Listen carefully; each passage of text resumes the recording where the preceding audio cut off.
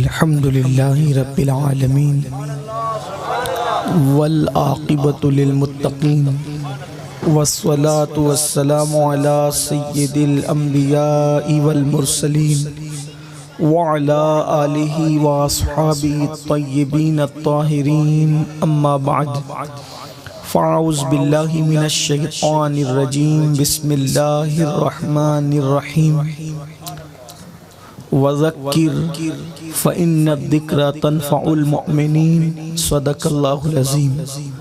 غوث اعظم بمنے بے سر و ساما مددے قبلہ دین مددے کعبہ ایمان مددے انتظار کرم تشت من عینی را اے خدا جو و خدا بین و خدا دا مددے بگردہ بے بلا افتادہ کشتی ضعیفان و شکستہ رات و پشتی بحق کے خواجہ عثمان ہارون مدد کن یا معین الدین چشتی مدد کن یا معین الدین چشتی مدد کن یا معین الدین چشتی۔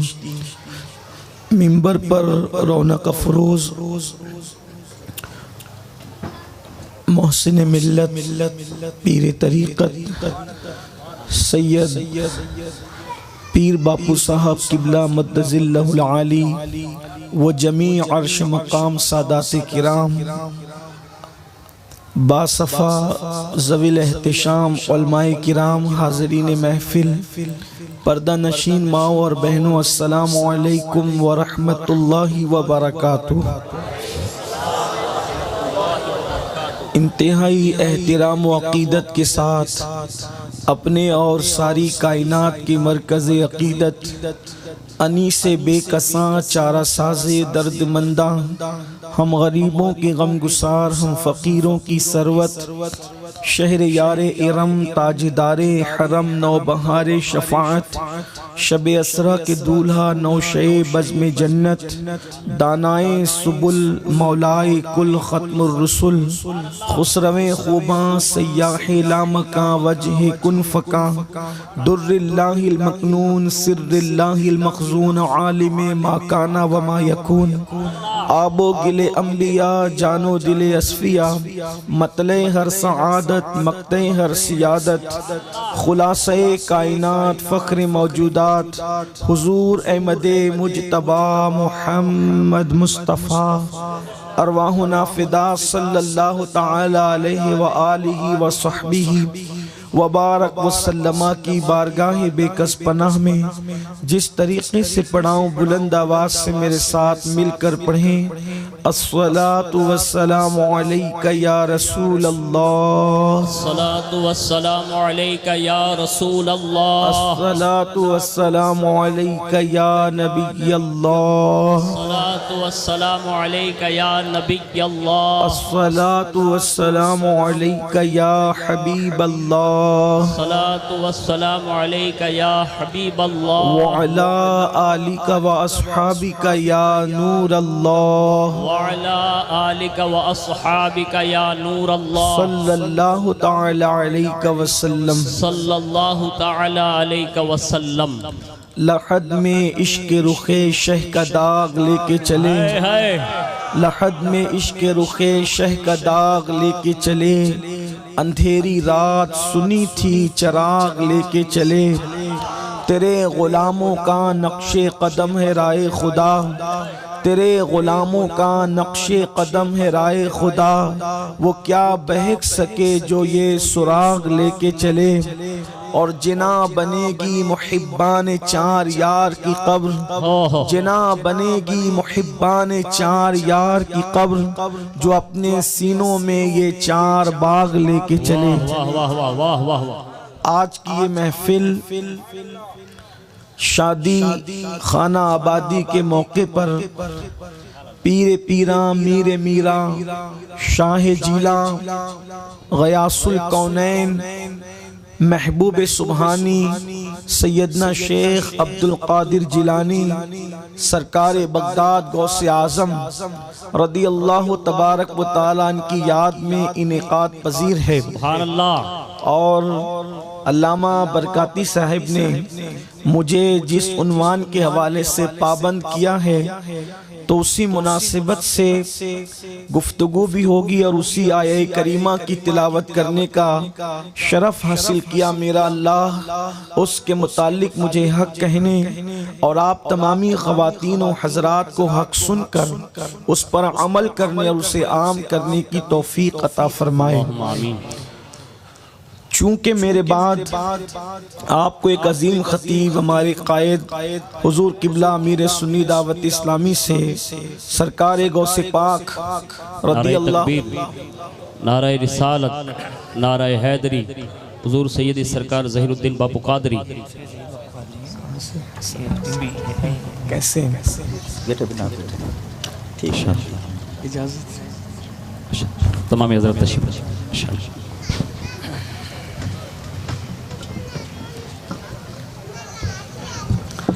ایک مرتبہ درود شریف پڑھ لیں۔ اللہم صلی علی سیدنا مولانا محمد وعلی آل سیدنا مولانا محمد مبارک وسلم۔ صلاۃ و سلام علیک یا رسول اللہ صلی اللہ تعالی علیہ وآلہ وسلم۔ رب صلی وسلم دائما ابدا علی حبیبک خیر الخلق کلہم هو الحبیب الذی ترجى شفاعته لكل حول من الاحوال مقتحم یا اکرم الخلق ما لی من الوذ به سواک عند حلول الحادث الامامی رب صلی وسلم دائما ابدا علی حبیبک خیر الخلق کلہم۔ تو آپ کو حضرت سے حضور غوث پاک رضی اللہ تعالیٰ کی سیرت پر گفتگو سماعت کرنی ہے اور مجھے جو عنوان دیا گیا ہے اسی پر گفتگو کا شرف حاصل کیا جا رہا ہے اور کیا جائے گا انشاءاللہ۔ جس آیہ کریمہ کی تلاوت کی ہے اللہ تعالیٰ ارشاد فرماتا ہے وَذَكِّرْ فَإِنَّ الذِّكْرَ تَنْفَعُ الْمُؤْمِنِينَ کہ مومنوں کو نصیحت کرو اور ان کے سامنے نصیحت کو دہراؤ، یاد دلاؤ، بھولا ہوا سبق ان کے سامنے ریپیٹ کرو، کیونکہ جب مومنوں کو جب بھی نصیحت کی جاتی ہے تو اللہ فرماتا ہے تنفع المؤمنین کہ مومنوں کو نصیحت کرنا فائدہ دیتا ہے۔ جب مومنوں کو نصیحت کی جاتی ہے تو وہ اللہ کی نصیحت کو قبول کرتے ہیں۔ اسی لیے اللہ کے حبیب صلی اللہ علیہ وآلہ وسلم نے ہر مرتبہ موقع خوشی کا ہو یا غمی کا نصیحت کبھی میرے آقا علیہ السلام نے ترک نہیں فرمائی۔ مثال کے طور پر عید کا موقع ہوتا تو خطبہ عیدین کے حوالے سے مومنوں کو نصیحت کی جاتی، جمعہ کا موقع ہوتا مومن جہاں جب جمع ہوتے تو دو خطبوں کے حوالے سے مومنوں کو نصیحت کی جاتی، حتیٰ کہ ظہر کی 4 رکعت ہے لیکن جمعہ میں 2 رکعت کر دی گئی۔ وجہ یہ ہے کہ 2 رکعت کے قائم مقام خطبے کو قرار دیا گیا اور خطبہ اتنا اہم کہ اس وقت نہ کوئی گفتگو کر سکتا ہے، نہ اس وقت کوئی بات کر سکتا ہے، نہ کوئی دائیں بائیں دیکھ سکتا ہے، حتیٰ کہ اللہ اکبر اس وقت ذکر کرنے سے بھی منع کر دیا گیا۔ زبان سے ذکر نہیں کر سکتے کیونکہ خطبہ اور نصیحت سننا یہ زبان کے ذکر سے بہتر ہے۔ میرے پیارے آقا صلی اللہ علیہ وسلم کے پیارے دیوانوں، کسی کا انتقال ہوتا اور ابھی قبر کھودی جا رہی ہوتی، اس لیے کہ آج تو سہولت کا دور ہے، لوگ پہلے قبر کھودواتے اس کے بعد جنازے اٹھتے ہیں، اس وقت جو ہے کبھی کبھی قبر کھودنے میں تاخیر ہوتی، اللہ کے حبیب علیہ السلام جنازہ تیار ہوتا تب بھی خطبہ ارشاد فرماتے، کبھی احد کے شہداء کے مزار پر تشریف لے جاتے، وہاں بھی لوگوں کو جمع کر کے خطبہ ارشاد فرماتے، کبھی جنگ کا موقع ہوتا تب بھی میرے آقا صلی اللہ علیہ وآلہ وسلم خطبہ ارشاد فرماتے۔ غرض کے نصیحت کی کوئی جگہ ایسی نہیں کہ جو چھوڑی جاتی ہو، ہر جگہ نصیحت کی جاتی تھی۔ اب آئیے آپ دیکھیں کہ جب بھی نکاح کی محفل سجتی تو اللہ کے حبیب صلی اللہ علیہ وآلہ وسلم اس وقت بھی خطبہ دیتے، اور وہ خطبہ آج تک کے مسنون خطبے کے حوالے سے کتب احادیث کے اندر موجود ہے۔ الفاظ الگ الگ ہے موقع کی مناسبت سے، لیکن آپ جتنے خطبے اٹھا کر کے دیکھیں نکاح کے، ان تمام خطبوں کے اندر 3 آیتیں آپ کثرت سے دیکھیں گے کبھی کوئی آیت بدل گئی، لیکن یہ 3 آیتیں حضور علیہ السلام بہت کثرت کے ساتھ خطبہ نکاح میں پڑھا کرتے تھے۔ ایک آیت سورہ نساء کی پہلی آیت، یا ایھا الناس اتقوا ربکم الذی خلقکم من نفس واحدہ وخلق منها زوجها وبث منهما رجالا كثيرا ونساء واتقوا الله الذي تساءلون به والارحام ان الله كان عليكم رقيبا۔ ایک آیہ کریمہ یہ پڑھی جاتی، یا ایھا الذین آمنوا اتقوا اللہ حق تقاتہ ولا تموتن الا وانتم مسلمون۔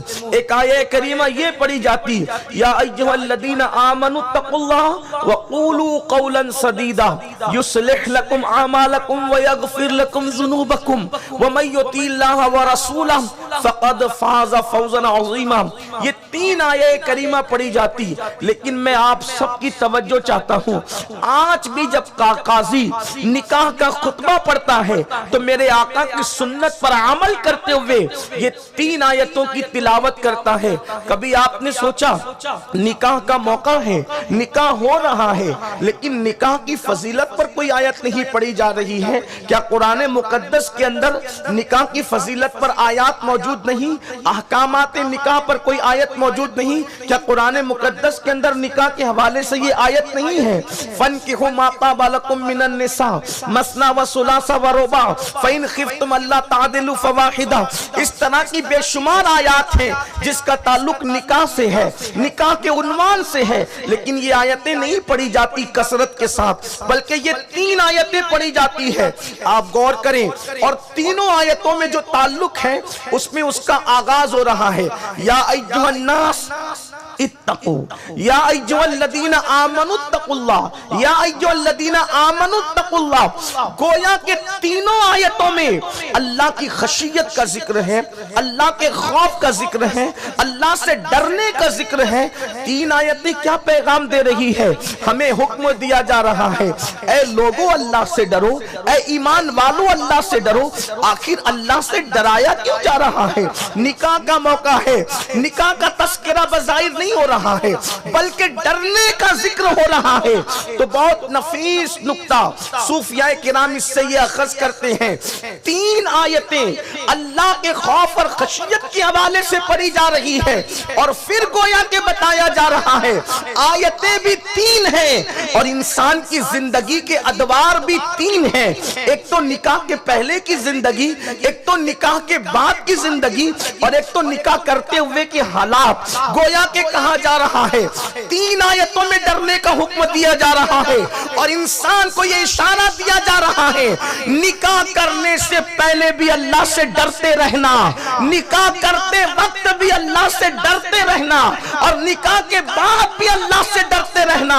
اب اگر وقت میں گنجائش ہوگی تو ہم تینوں پس منظر اور پیش منظر پیش کریں گے۔ نکاح سے پہلے ڈرتے رہنا، نکاح سے پہلے ڈرتے رہنے کا مطلب کیا ہے؟ یعنی جب تمہیں بیوی نہ ملے، لڑکوں کو کہا گیا، نوجوانوں کو کہا گیا، کنوارے لڑکوں سے خطاب گویا کہ کیا جا رہا ہے کہ نکاح سے پہلے ڈرتے رہنا، اور لڑکیوں سے کہا جا رہا ہے تم بھی نکاح سے پہلے ڈرتے رہنا۔ یعنی اگر تمہارے پاس بیوی نہ ہو، اور لڑکیوں سے کہا جا رہا ہے تمہارے پاس شوہر نہ ہو، تو کہیں ایسا نہ ہو کہ تمہارے نفس کی بھوک تمہیں زنا کے اڈے تک لے کر کے چلی جائے، تمہیں بدکاری کے اڈے تک لے کر کے چلی جائے۔ نکاح سے پہلے بھی پاک دامن رہنا ہوگا، یعنی نہ لڑکے زنا کی طرف جائیں، نہ لڑکیاں زنا کی طرف جائیں، بلکہ اپنے نفس پہ کنٹرول کرو، اپنے آپ پہ کنٹرول کرو۔ اور سن لو، کسی نیکی پر وہ صلہ نہیں ہے جو نفسانی خواہشات پہ کنٹرول کرنے پر صلہ ہے۔ مولا کائنات سے کسی نے پوچھا جنت کتنی دور ہے؟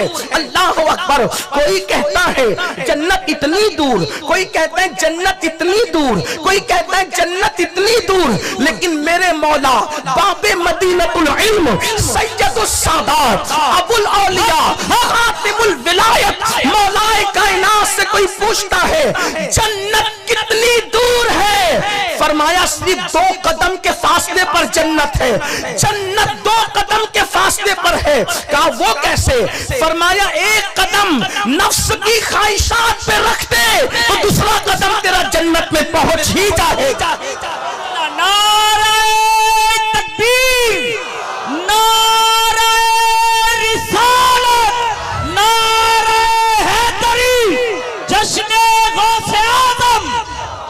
پہلا قدم نفس کی خواہش پر رکھ دے، تیرا پہلا قدم نفسانی خواہش پہ رکھنا تیرا کام ہے، دوسرا قدم جنت میں پہنچانا میرے مولا کے کرم پر ہوگا۔ کتنی قریب ہے جنت، جنت اتنی سستی نہیں، لیکن نفسانی خواہشات پر جو کنٹرول کر لے اللہ اسے کتنی جلدی جنت عطا کرتا ہے۔ تو کہا جا رہا ہے شادی سے پہلے بھی اللہ سے ڈرتے رہنا، یعنی زنا کی طرف نہ جاؤ۔ تھوڑا میں اس پر کچھ عرض کرنا چاہوں گا۔ میرے پیارے آقا صلی اللہ علیہ وآلہ وسلم کے پیارے دیوانوں، آج کا ماحول دیکھیں، چونکہ ہم بہت گناہوں کے ماحول میں جی رہے ہیں، بہت بدی کے ماحول میں جی رہے ہیں، بہت برائیوں کے ماحول میں جی رہے ہیں، بڑے جرائم کے ماحول میں جی رہے ہیں۔ اگر اس کو شر القرون کہہ دیا جائے تو میں سمجھتا ہوں کہ شاید جو ہے یہ بہت مبالغہ نہیں ہوگا۔ اللہ اکبر، گھر کے اندر گناہ، انسان کے بیڈ روم میں گناہ، گھر سے باہر نکلو تو گناہ، اللہ اکبر، گھروں کے باہر گناہ، گھروں کے اندر گناہ، کالج کی دہلیز پر پہنچ جاؤ تو گناہ، یونیورسٹی میں پہنچ جاؤ تو گناہ، اللہ اکبر۔ اب تو گناہوں کے اندر انسان اتنا ڈوب چکا ہے کہ مسجد میں بھی انسان اپنے آپ کو گناہوں سے روک نہیں پا رہا ہے۔ اللہ اکبر، کیسے دور میں ہم جی رہے ہیں، لیکن اس دور میں اگر کوئی اپنے آپ کے دامن کو، اپنے وجود کو گناہوں سے اللہ کی توفیق سے بچا لیتا ہے، وہ بندہ اپنے وقت کا صدیق ہے، صدیق، وہ بندہ اپنے وقت کا پرہیزگار اور متقی ہے، وہ بندہ اللہ والا ہے۔ قیامت کے دن اس کو عرش کا سایہ دیا جائے گا، مصطفیٰ جان رحمت کے پڑوس میں اس کو جنت دی جائے گی۔ بس کرنا کیا ہے، شادی سے پہلے بھی بدی سے بچو، شادی سے پہلے بھی بدکاری سے بچو، شادی سے پہلے بھی زنا سے بچو۔ اللہ اکبر۔ اور بات یہ ہے، فلموں کی وجہ سے، سیریلوں کی وجہ سے، گندے دوستوں کی وجہ سے، گندے ماحول کی وجہ سے 16 17 سال کی عمر میں میری قوم کے جوان بچے اور بچیاں بدی کی طرف جا رہے ہیں، بدکاری کی طرف جا رہے ہیں۔ اس کا نقصان کیا ہے؟ آخرت میں جو نقصان ہے وہ تو ہے، لیکن دنیا میں نقصان کیا ہے؟ حدیث پاک میں آتا ہے زانی کے چہرے سے ایمان والوں کا نور چھین لیا جاتا ہے۔ مومنوں کا جو نور مومنوں کے چہرے پہ مخصوص طور پہ رکھا جاتا ہے۔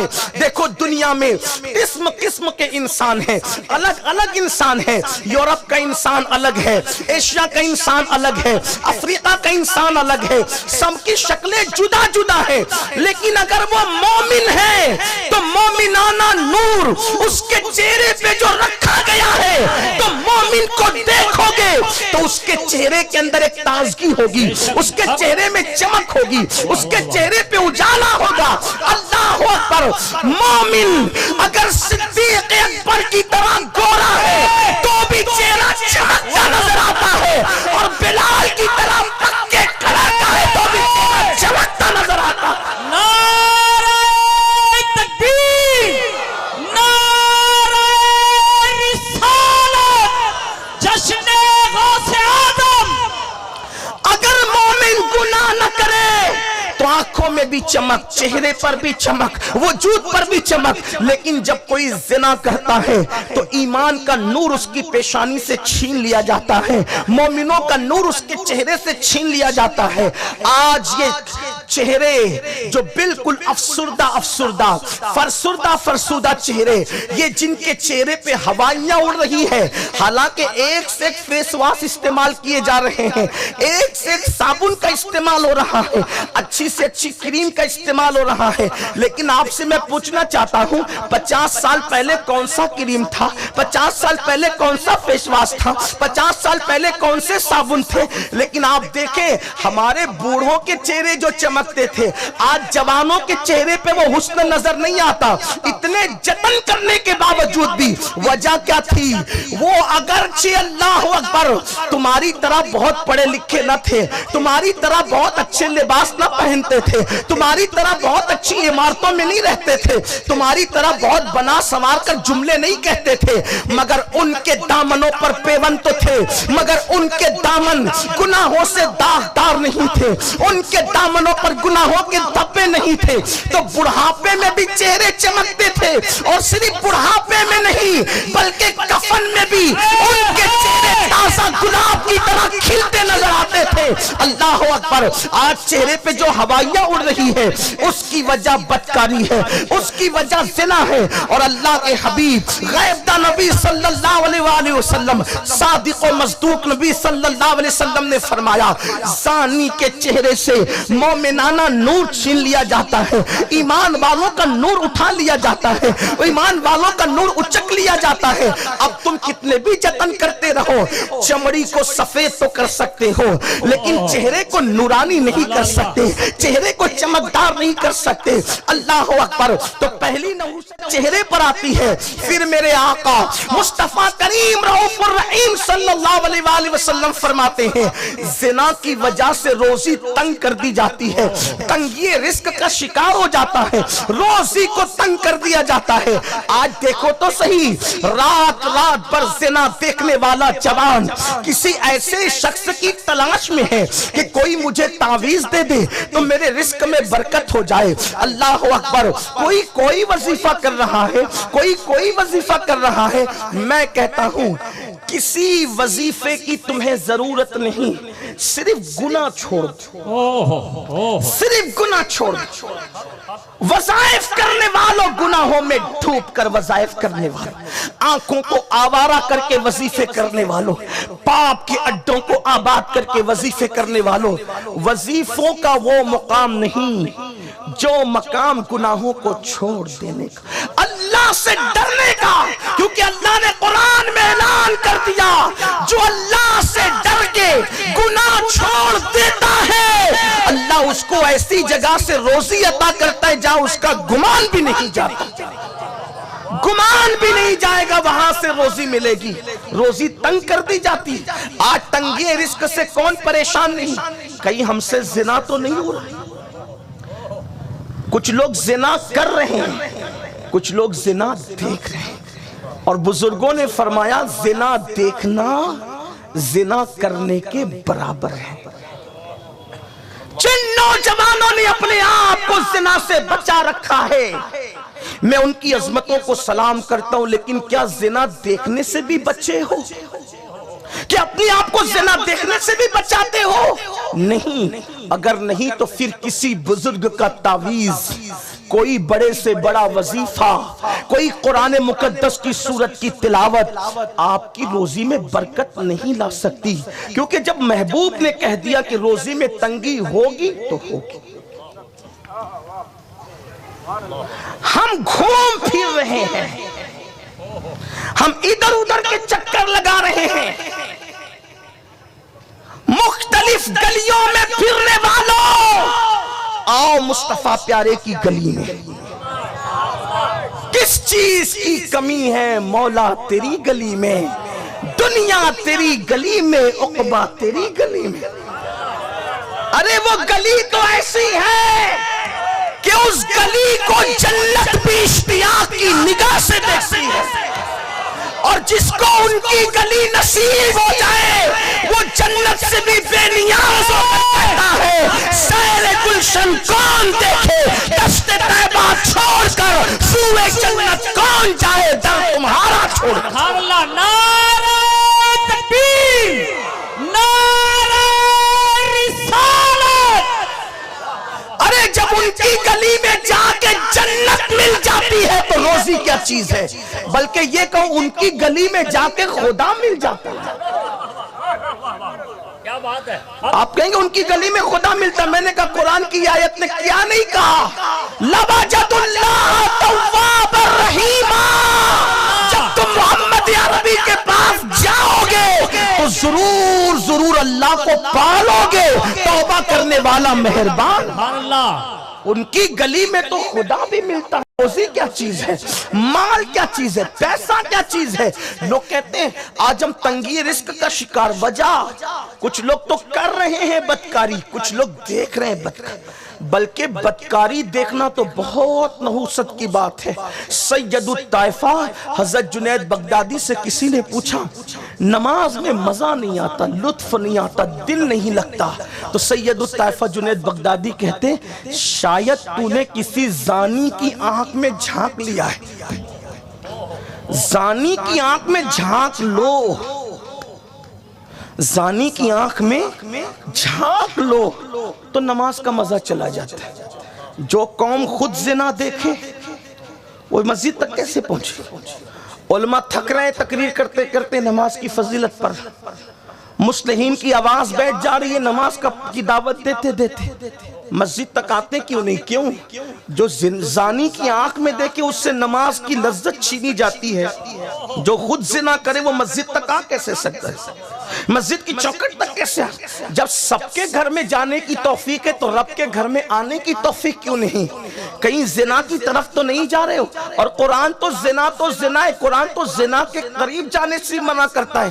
قرآن کہتا ہے وَلَا تَقْرَبُوا الزِّنَا إِنَّهُ كَانَ فَاحِشًا وَسَاءَ سَبِيلًا, کہ زنا کے قریب بھی مت جاؤ کیونکہ یہ بہت برا فحش برائی کا راستہ ہے. پہلی چیز نور چھینا جائے گا چہرے سے, دوسری چیز روزی چھینی جائے گی, اور تیسری چیز اللہ عمر سے برکت کو اٹھا لے گا. عمر کی برکت کاٹی جائے گی. 2 منٹ کی لذت کے لیے زنا کے اڈوں کو آباد کرنے والے جوانوں سے کہہ دو زندگی کی کٹوتی ہوگی, زندگی گھٹا دی جائے گی, زندگی چھین لی جائے گی. اللہ اکبر. میرے آقا صلی اللہ علیہ وسلم کے دیوانوں, یہ دنیا کی مصیبت ہے. ایک اور بات, جو نکاح سے پہلے بدی سے نہیں بچتے ان کو ایک سزا قدرت اور دیتی. دنیا میں 2% سے 3% لوگ ایسے ہیں جن کو قدرتی طور پر اولاد نہیں ہوتی یا دیر سے ہوتی. 2 سے 3% بس. باقی 97% لوگوں کو اولاد دیر سے اس لیے ہوتی ہے یا اس لیے نہیں ہوتی کہ انہوں نے شادی سے پہلے اپنے دامن کی حفاظت نہیں کی. یہ بات یاد رکھنا. 3% لوگ ایسے ہیں کہ قدرت کا امتحان ہے ان کے ساتھ. بس اس 3% ایسا نہیں کہ جس کو اولاد نہ ہو آپ اس کو شک کی نظر سے دیکھیں, ایسا نہیں. ہو سکتا ہے وہ 3% میں ہو. جسے دیر سے آپ اس کو شک کی نظر سے دیکھو, یا تو اس نے کسی عورت سے زنا کیا ہوگا اس لیے اولاد نہیں ہو رہی ہے تاخیر سے, یا اپنے ہاتھوں سے زنا کیا ہوگا. آپ تصوف پڑھیں اٹھا کر تو آپ کو پتا چلے گا چند لمحوں کی لذت کے لیے اتنی بڑی نعمت سے محروم رہ رہے. اب آپ کہیں گے عورت سے زنا تو سمجھ میں آتا ہے, ہاتھ سے زنا کیا ہے؟ چونکہ میرے بزرگ بیٹھے منبر پر میں کھل کر کوئی بات نہیں کر سکتا, لیکن چونکہ مجبور ہوں, مجھے شوق نہیں, میں اپنے جوانوں کو بتانا چاہتا ہوں. اس لیے کہ اگر کوئی کنویں میں گر رہا ہو تو اس کا ہاتھ پکڑنے سے اگر بڑوں کی وجہ سے میں شرما جاؤں تو وہ تو کنویں میں گر جائے گا. مجھے نہیں پتا میرے اٹھنے کے بعد مجھے کون کیا بولے گا, میں نے اس کی پرواہ برسوں پہلے چھوڑ دی ہے. میں بس اتنا چاہتا ہوں اللہ کرے کہ میرے ٹوٹے پھوٹے جملے کسی کی زندگی کو تباہ کرنے سے بچا لے. ہاتھ کا زنا کیا ہے؟ میرے آقا صلی اللہ علیہ وآلہ وسلم نے ارشاد فرمایا قیامت کے دن کچھ ایسے لوگ ہوں گے جن کے ہاتھ حاملہ ہوں گے, جن کے ہاتھوں کو حمل ہوگا. اللہ اکبر. کیا رسوائی ہوگی, کیا ذلت ہوگی. تنہائی میں ہاتھ سے زنا کرنے والے جوان, تنہائیوں کے اندر بیٹھ کر زنا کرنے والے جوان, کمروں میں چھپ کر زنا کرنے والے جوان, کمروں کے اندر گناہ کرنے سے پہلے ذرا سوچ تو صحیح, جہاں انبیاء موجود ہوں گے, جہاں صحابہ موجود ہوں گے, جہاں اولیاء موجود ہوں گے وہاں تیرے ہاتھ حمل سے ہوں گے۔ صحابہ کرام کو حیرت ہوئی، اللہ کے حبیب علیہ السلام سے پوچھا حضور ہاتھ حمل سے کیسے ہوں گے اور کس وجہ سے ہوں گے؟ تو میرے آقا علیہ السلام فرماتے ہیں حدیث پاک کا مفہوم ہے کہ مشت زنی کرنے والے لوگ یعنی اپنے ہاتھوں سے اپنی زندگی کا سرمایہ ضائع کرنے والے لوگ، اب اس سے زیادہ میں وضاحت نہیں کر سکتا، ہینڈ پریکٹس کرنے والے لوگ ان کے ہاتھ زانی ہوں گے، ان کے ہاتھ حمل سے ہوں گے۔ اللہ اکبر، تھوڑی دیر کے لیے سوچو، اللہ اکبر، پیر باپو جیسے لوگ موجود ہوں، محبوب باپو جیسے لوگ موجود ہوں، ظہیر باپو جیسے لوگ موجود ہوں، دادا باپو جیسے لوگ موجود ہوں، اور کسی کی یہ کمپلین کی جائے کہ یہ مشت زنی کرتا ہے، اس کی شرمندگی کا عالم کیا ہوگا، اس کی رسوائی کا عالم کیا ہوگا۔ اللہ اکبر، اپنے پیروں کے سامنے شرمندہ ہونے سے ڈرنے والے جب قدرت کے سامنے تیرے ہاتھ حاملہ کی شکل میں لائے جائیں گے، اس وقت تیری آخرت کی تباہی کا کیا ہوگا، تیری آخرت کی بربادی کا کیا ہوگا۔ اللہ اکبر، میرے جوانوں میں تمہاری منت کرتا ہوں، سرمایہ جوانی گٹروں میں بہانے کے لیے تو نہیں، سرمایہ جوانی ضائع کرنے کے لیے تو نہیں۔ اللہ اکبر، اور یہ کیوں ہو رہا ہے پتہ ہے؟ گندی فلمیں اس راستے پر پہنچاتی ہے، زنا کے مناظر اس راستے پہ پہنچاتے ہیں۔ یہ برائی آج سے 10-20 سال 50 سال پہلے ہمارے سماج میں نہیں تھی، لیکن جب سے آنکھیں آوارہ کر دی گئی، جب سے آنکھوں کو آوارہ کر دیا گیا، جو جی میں آ رہا ہے دیکھ رہے ہیں۔ اللہ اکبر، ہمارے صوفیہ نے تو یہاں تک فرمایا اگر تجھے بکری کا دودھ دونے کی حاجت نہیں ہے، ہو سکے تو بکری کا دودھ، بکری کا تھن دیکھنے سے بھی بچ۔ اگر تجھے دودھ دونا نہیں ہے بکری کا تو بکری کا تھن دیکھنے سے بھی بچ، یہ تقوی کے زیادہ قریب ہے۔ ہمارے بزرگوں نے یہاں تک فرمایا۔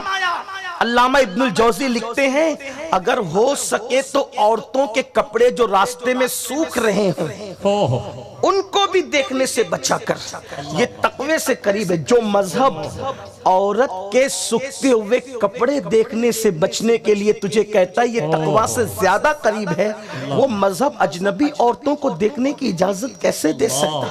عورتوں پہ پاپ کی نظر ڈالنے کی اجازت کیسے دے سکتا؟ کسی کا کچھ نہیں بگاڑ رہے ہو، اپنی دنیا بھی تباہ کر رہے ہو، اپنی آخرت بھی تباہ کر رہے ہو۔ تو عرض یہ کر رہا تھا، اللہ اکبر، پھر اس کے بعد یہاں تک فرمایا گیا انسان کے ایک قطرے میں لاکھوں بچے پیدا کرنے کی صلاحیت اللہ نے عطا کی ہے۔ تو جب کوئی اپنے ہاتھ سے اپنی طاقت کو ضائع کرتا ہے تو اس ایک ایک قطرے میں جتنے بچے پیدا کرنے کی صلاحیت تھی وہ سارے بچوں کے قتل کا الزام اس کے سر پہ آتا ہے، جس نے اپنے سرمایہ کو اپنے ہاتھ سے ضائع کیا، ہاتھ سے زنا کیا، مشت زنی کی، اور وہ سارے لاکھوں بچے ایک مرتبہ اگر ایسا کیا تو لاکھوں نہیں بلکہ کروڑوں کی تعداد میں پہنچ جائیں گے۔ جو سائنس پڑھتے انہیں پتا ہے، جو سائنس پڑھتے انہیں پتا ہے، اسکول میں یہ پڑھایا جاتا ہے کہ ایک قطرے میں کتنے لاکھ بچے ہوتے ہیں، بچے پیدا کرنے کی صلاحیت ہے۔ اللہ اکبر، اتنے کروڑوں بچے اگر کوئی ایک بار بھی یہ گناہ کرے بغیر سر کے اللہ کی بارگاہ میں حاضر ہوں گے اور عرض کریں گے مولا اس سے پوچھ ہم نے کیا جرم کیا تھا جس کی وجہ سے اس نے ہمیں نالی میں بہا دیا تھا، جس کی وجہ سے اس نے ہمیں گٹر میں بہا دیا تھا۔ میری قوم کے جوانوں، پہلے تو تمہارا دماغ، تمہارا قوت حافظہ اس سے ضائع ہوگا، تمہارے سوچنے سمجھنے کی صلاحیت پر اثر پڑے گا، تمہارے اندر خوف پیدا ہوگا، تمہارے اندر ڈر پیدا ہوگا، اگر پتہ کھڑکے گا تو بھی دل دھک دھک کرنے لگے گا۔ کتنے نقصانات ہیں، اور بلکہ یہ جرم کرنے والا چلتی پھرتی لاش بن جاتا ہے، کچھ کرنے کے قابل نہیں رہتا، اور جب شادی کا موقع آتا ہے تو پھر منہ چھپاتا پھرتا ہے۔ کبھی اللہ اکبر کہتا ہے کہ میں نہیں نہیں کروں گا، کبھی کہتا ہے کہ 5 سال بعد کروں گا، کبھی کہتا ہے اسی طرح کے بہانے کرتا رہتا ہے۔ اللہ اکبر۔ تو میرے آقا صلی اللہ علیہ وسلم کے دیوانوں، قرآن کہہ رہا ہے اتقوا اللہ، یعنی اشارہ دیا جا رہا ہے شادی سے پہلے کی زندگی کو بھی پاک دامن رکھو، بچا کر کے رکھو، محفوظ رکھو، حفاظت کر کے رکھو۔ بدی کی تیسری شکل ہے، اس کو بھی اشارتاً پیش کر کے گزر، ایک تو زنا، ایک تو ہاتھ کا گناہ، اور تیسرا مردوں کا مردوں کے ساتھ بدی کرنا۔ یہ ان دونوں سے زیادہ سخت تر ہے۔ میں نے کل بھی کہا تھا کہ جو لڑکے لڑکوں کے ساتھ بدی کریں اور لڑکیاں لڑکیوں کے ساتھ بدی کریں، یعنی قوم لوط جیسا عمل کریں، وہ کہیں بھی مریں گے تو رات ان کی قبر میں وہ نہیں گزرے گی، فرشتے اس کو وہاں سے نکالیں گے اور نکال کر وہاں اس کا لاشہ لے جا کر کے پھینک دیں گے جہاں قوم لوط پر عذاب آیا تھا۔ اونا میں مرا تو اونا میں قبر میں وہ نہیں رہے گا، مدینہ منورہ میں مرا تو مدینہ منورہ میں قبر میں نہیں رہے گا، مکہ المکرمہ میں مرا تو مکہ المکرمہ میں قبر میں نہیں رہے گا۔ اگر یقین نہ آئے تو صوفیہ نے چیلنج سے کہا ہے جس کے بارے میں تو یہ مشہور ہو کہ یہ بدی کرتا ہے لڑکوں کے ساتھ یا کسی عورت کے بارے میں کہ عورتوں سے بدی کرتی ہے، اس کی قبر رات کو دفن کر کے صبح کھول کے دیکھو تو پتا چلے کہ قبر میں ہے کون۔ اور اللہ اکبر، ہمارے بزرگوں نے لکھا اللہ اکبر کہ جانور بھی یہ کام نہیں کرتے، یعنی جانوروں کے نر کے ساتھ یہ فعل نہیں کرتے۔ جانوروں میں ایک جانور یہ کام کرتا ہے جس کو سور اور خنزیر کہا جاتا ہے، گویا کہ یہ کام کرنے والا مرنے کے بعد سور بنا دیا جاتا ہے، اس کی شکل سور کی شکل سے بدل دی جاتی ہے۔ کتنا نقصان ہے، کس قدر گھاٹے کا سودا ہے۔ اس لیے میں اپنی قوم کے جوانوں سے کہتا ہوں خدا کے لیے بدی سے بچو، اپنی شرمگاہوں کی حفاظت کرو، اپنی آبرو کی حفاظت کرو، تو شادی سے پہلے گناہ سے بچو۔ اس کے بعد آپ دیکھیں اس کا کس طرح سے انجام ہے۔ اب یہ تو دنیا کا انجام ہوا، یہ تو دنیا کی چند چیزیں ہوئی۔ اگر دنیا کے اندر جو نحوست پہنچتی ہے وہ ساری چیزیں بتائی جائے تو بہت وقت جاتا ہے، لیکن میں ان سب پر نہیں جاتا، اس لیے کہ مجھے آگے بھی پڑھنا ہے، آپ کے سامنے آگے کی گفتگو بھی کرنا ہے۔ لیکن میں اتنا کہوں گا سب کے لیے توبہ کے دروازے کھلے ہیں۔ کوئی کتنا بڑا جرم کرے، کوئی کتنا بڑا پاپ کرے، کوئی کیسا ہی گناہ کرے، اگر وہ سچے دل سے توبہ کر لے میرا اللہ اس کو معاف کر دیتا ہے۔ لیکن سچے دل سے توبہ کا مطلب یہ نہیں کہ آپ استغفار کی تسبیح لے کر بیٹھ جائیں، نہیں، توبہ کا مطلب یہ ہے جو فعل میں گرفتار تھے اس کے لیے اپنے اللہ سے عہد کر لو اب اس راستے پر میں دوبارہ نہیں جاؤں گا۔ تو جیسے بکری کے تھن سے نکلا ہوا دودھ دوبارہ اسی سوراخ سے اسی راستے سے بکری کے تھن میں نہیں جاتا، ایسے ہی گناہ سے نکلنے والا دوبارہ اس راستے پر نہیں جاتا۔ تو اللہ تعالیٰ اس کی بیماریاں بھی دور کرتا ہے، اس کے چہرے کا نور بھی لوٹاتا ہے، اللہ اس کی روزی میں برکت بھی دیتا ہے، اللہ اس کو عزت بھی دیتا ہے، اللہ اس کو وقار بھی دیتا ہے، اللہ اس کو شان و شوکت بھی عطا کرتا ہے۔ توبہ کے دروازے کھلے ہیں۔ میری قوم کے جوانوں اگر احساس ہے میرے اللہ کی طرف پلٹ جاؤ، ورنہ سن لو حضرت سیدنا امام شافعی رحمت اللہ علیہ نے فرمایا اللہ اکبر کہ ہر قرض لیا ہوا قرض لینے والا اپنی مرضی سے لوٹاتا ہے، لیکن زنا وہ قرض ہے کہ تم کسی کے ساتھ کرو گے تمہارے خاندان کی کسی لڑکی سے وہ قرض خود بخود ادا ہو سکتا ہے۔ اسی لیے فرمایا پاک دامن رہو، تمہاری بیٹیاں پاک دامن رہے گی، پاک دامن رہو تمہاری بیویاں پاک دامن رہے گی، پاک دامن رہو تمہاری بہنیں پاک دامن رہے گی۔ اگر آج کے پرفتن دور میں ہمیں اپنی بیٹیوں کی عزت کی حفاظت کرنا ہے تو دوسروں کی عزت کی حفاظت کرنا سیکھ جاؤ، اپنی نظروں پہ کنٹرول کرنا سیکھ جاؤ۔ یہاں پر ایک بات مجھے یاد آتی ہے، حالانکہ گفتگو مجھے ایسا لگ رہا ہے کہ طویل ہو رہی ہے، مجھے 2 آیتوں پر اور بھی گفتگو کرنا ہے، لیکن ایک بات کہتا ہوں، آج کل کے جوان یہ سوچتے کہ میری بہن کو کوئی نہ دیکھے اور میں سب کو تکتا پھروں، میری بیوی کو کوئی نہ دیکھے اور میں سب کو تکتا پھروں۔ शीशे के घर में बैठकर किसी के मिट्टी के घर पे पत्थर मारोगे, उसका घर टूटे न टूटे, तुम्हारा शीश महल चकनाचूर जरूर हो जाएगा। इसलिए अगर खुद की बेटियां बचाना है ना, तो दूसरों की बेटियों की आबरू पे कभी हाथ नहीं डालना, दूसरी जगह कभी मुंह नहीं डालना, इज्जत बचाने वाले बनो। मैं पूछता हूं, आज मुस्लिम जवान किसी पे पाप की नजर डाल रहा है, आपकी अपनी तारीख तो पढ़ो। हिंदुस्तान क्यों आए थे? हिंदुस्तान मस्जिदें बनाने आए थे, हिंदुस्तान खानकाहें बनाने आए थे, हिंदुस्तान में मदरसे बनाने आए थे। हिंदुस्तान में तुमने पहली बार कदम क्यों रखा था? हिंदुस्तान में तुम इसलिए आए थे, एक बेटी की आबरू लूटी गई थी और उसकी मां ने खत लिखा था कि मेरी बेटी की आबरू लूटी गई है।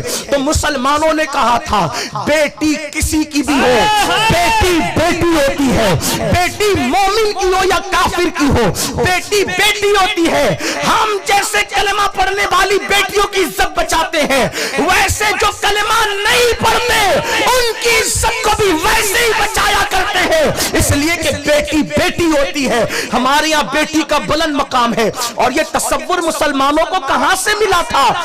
जब हातिम ताई जैसे काफिर की बेटी मुस्तफा जाने रहमत के दरबार में हाथों में जंजीर डाल करके बगैर दुपट्टे के लाई गई थी। अल्लाह अकबर। एक तो बड़ा नाम था हातिम ताई का, दूसरा उसकी बेटी के हाथों में जंजीर थी और वो दुपट्टे के बगैर थी। तो तारीख के औराक गवाह है, पुश्ते जमीन ने देखा, चश्मे फलक ने देखा कि मुस्तफा जाने रहमत ने अपनी मुज़म्मिल व मुद्दस्सिर वाली चादर उस लड़की के सर पे डाल करके दुनिया को पैगाम दिया था, बेटी मोमिन की हो या काफिर की हो, बेटी तो बेटी होती है। मेरे आका ने उसके सर पे चादर डाला था। कहां गई वो फिक्र, कहां गई वो सोच? इस्लाम सिर्फ दाढ़ी टोपी की बात करने नहीं आया, इस्लाम सिर्फ माला जपने की बात करने नहीं आया, इस्लाम तो बेटियों की इज्जत को तहफ्फुज देता है, इस्लाम तो बेटियों की आबरू को तहफ्फुज देता है। अल्लाह अकबर। आज मुसलमानों की फिक्र कहां चली गई? आवारगी इस हद को पहुंची, दोस्त की बहन भी नहीं छूट रही है। आवारगी इस हद तक पहुंची कि भाभियों पर भी पाप की नजर है। मैं खुलकर गुफ्तगू करने का आदी हूं, लेकिन याद रखना कितने खानदान ऐसे हैं जहां भाई की वजह से भाई का घर लुट गया, जहां ससुर की वजह से बहू का घर लुट गया। ये सूरत हाल है। वजह अल्लाह का खौफ दिलों से निकल गया, अल्लाह की खशियत दिलों से निकल गई। हर साल उम्रा करके अपने पाप पर पर्दे नहीं डाल सकते, हर साल हज को जा करके अपने ऐबों पे पर्दे नहीं डाल सकते। वल्लाह अगर किसी को पूरी जिंदगी काबा देखने को न मिले और वो अपनी जिंदगी के अंदर आंखों पे कंट्रोल कर ले, तो वो उस पापी काबा देखने वाले से बेहतर है जिसने अपनी आंखों पे कंट्रोल कर लिया है। उसकी वजह यह है कि मेरे आका मुस्तफा जाने रहमत सल्लल्लाहु अलैहि वसल्लम फरमाते हैं, अगर कोई खूबसूरत औरत, अजनबी औरत, नामहरम औरत किसी के सामने आए और वो इस तसव्वुर से कि अल्लाह देख रहा है अपनी आंखों को नीचे कर ले, अल्लाह उसकी जिंदगी के सारे गुनाहों की मग़फ़िरत कर देता है और उसी वक्त 300 जन्नती हूरों के साथ उसका निकाह कर दिया जाता है। सुभान अल्लाह। नाराए तकबीर, नाराए रिसालत, जश्ने गौसे आज़म, जश्ने इस्लाह माशरा कॉन्फ्रेंस। लेकिन गुनाह आंखों पर से कंट्रोल खत्म हो गया, इसीलिए इबादत की लज्जत नहीं, अल्लाह के घर तक पहुंचने की तौफीक नहीं। आंखों पे कंट्रोल करो। आंखों पे कंट्रोल की बात आई तो मुझे एक बात याद, अगर कोई नजर आ जाए और तन्हा हो तो जैसे बिल्ली छिछड़े में नियत डालती है, वैसे आज के नौजवान लड़कों की पोजीशन होगी। मेरे जुमले सख्त हो तो माफ करना, इसलिए कि हीरो को यही करते दे। हीरो से तुम्हारा क्या ताल्लुक है और तुमसे हीरो को क्या? वो नचनिया, वो जानी, वो शराबी, उसकी औकात क्या है? तुम अपनी हैसियत तो दे। हीरो चाहे कोई कुमार हो, चाहे कोई खान हो, उससे आपका क्या ताल्लुक है? आपका ताल्लुक तो मदीने की सरकार से, آپ کا تعلق تو مصطفیٰ جان رحمت سے ہے.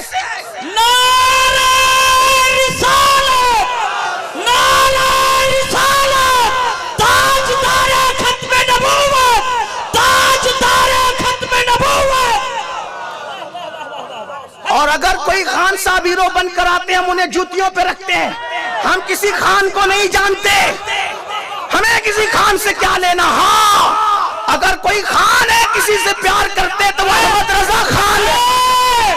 عشق محبت، عشق محبت.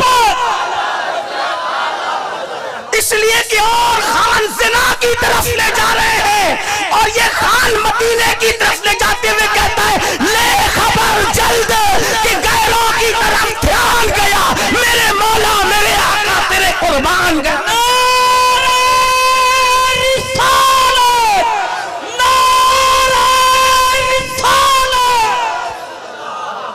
اور خان صاحب آنکھوں کو آوارہ کرتے ہیں. یہ ایسا خانے کہتا ہے کہ دل ہے وہ دل جو تیری یاد سے معمور رہا، سر ہے وہ سر جو تیرے قدموں پہ قربان گیا. وہ آنکھ کے ناکام تمنا ہی رہی، ہائے وہ دل جو تیرے در سے پر ارمان گیا. اور خان صاحب لڑکیوں کو دل دینے کی بات کرتے ہیں. یہ کیسا خان ہے جو کہتا ہے دل کی بات آتی ہے تو کہتا ہے میں ہے رضا تیرے دل کا پتہ چلا بمشکل درے روضہ کے مقابل وہ ہمیں نظر تو آیا.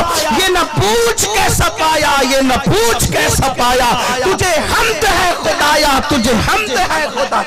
وہ شراب کی بات نہیں کرتا، وہ عشق مصطفیٰ کی بات کرتا ہے، بلکہ وہ تو یوں کہتا ہے کہ جان ہے عشق مصطفیٰ، روز وضو کرے خدا جس کو درد کا مزہ، نازے دوا اٹھائے کیوں، پھر کے گلی گلی دوا وہ کرے سب کی کھائے کیوں، دل کو جو عقل دے خدا تیری گلی سے جائے کیوں. وہ محبوب کی گلی کی بات کرتا ہے. ہاں اس لیے میں یہ کہتا ہوں ہم جو ہے وہ تعصب نہیں کرتے. کوئی خان صاحب غلطی کرے جوتے کی نوک پہ کیونکہ وہ زنا کی طرف لے جائے، نقل نہیں کرنا اس پاپی کی. اس کی اوقات کیا ہے؟ آپ نبی کے غلام ہو، آنکھوں کی حفاظت سیکھو. کسی کی نقل غلط کام میں، بلکہ میں تو یہ کہتا ہوں اگر کوئی بہت بڑی ہستی بھی غلط کام کرے تو اسلام کہتا ہے اس کی بھی نقل نہیں کرنی. ہمارے لیے آئیڈیل نہ ابا کو بنایا، نہ اماں کو بنایا، آئیڈیل نہ پیر کو بنایا، نہ استاد کو بنایا، نہ امام کو آئیڈیل بنایا. کیوں؟ قدرت جانتی ہے کمزوری میں نے سب میں رکھی ہے. چلتے چلتے پیر پھسل جائیں گے تو اس کا پھسلے گا تو اس کا بھی پھسلے گا، ہے نا اس کا. آپ دیکھنا بتا نقل آدمی کیسے کرتا ہے. آپ جم جاتے ہو؟ نہیں جاتے تو کہتا ہوں جایا کرو.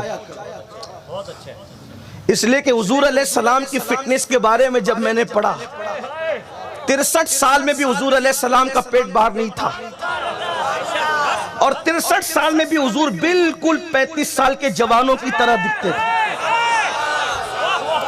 جاؤ منع تھوڑی کرتا اسلام.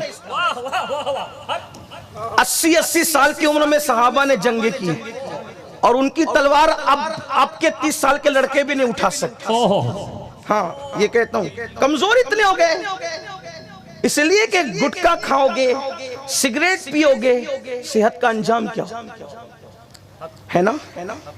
صحت کو تباہ کرو. شراب پیو گے صحت کو تباہ کرو. مولا کائنات آخری عمر تک تلوار ہاتھ میں رہی.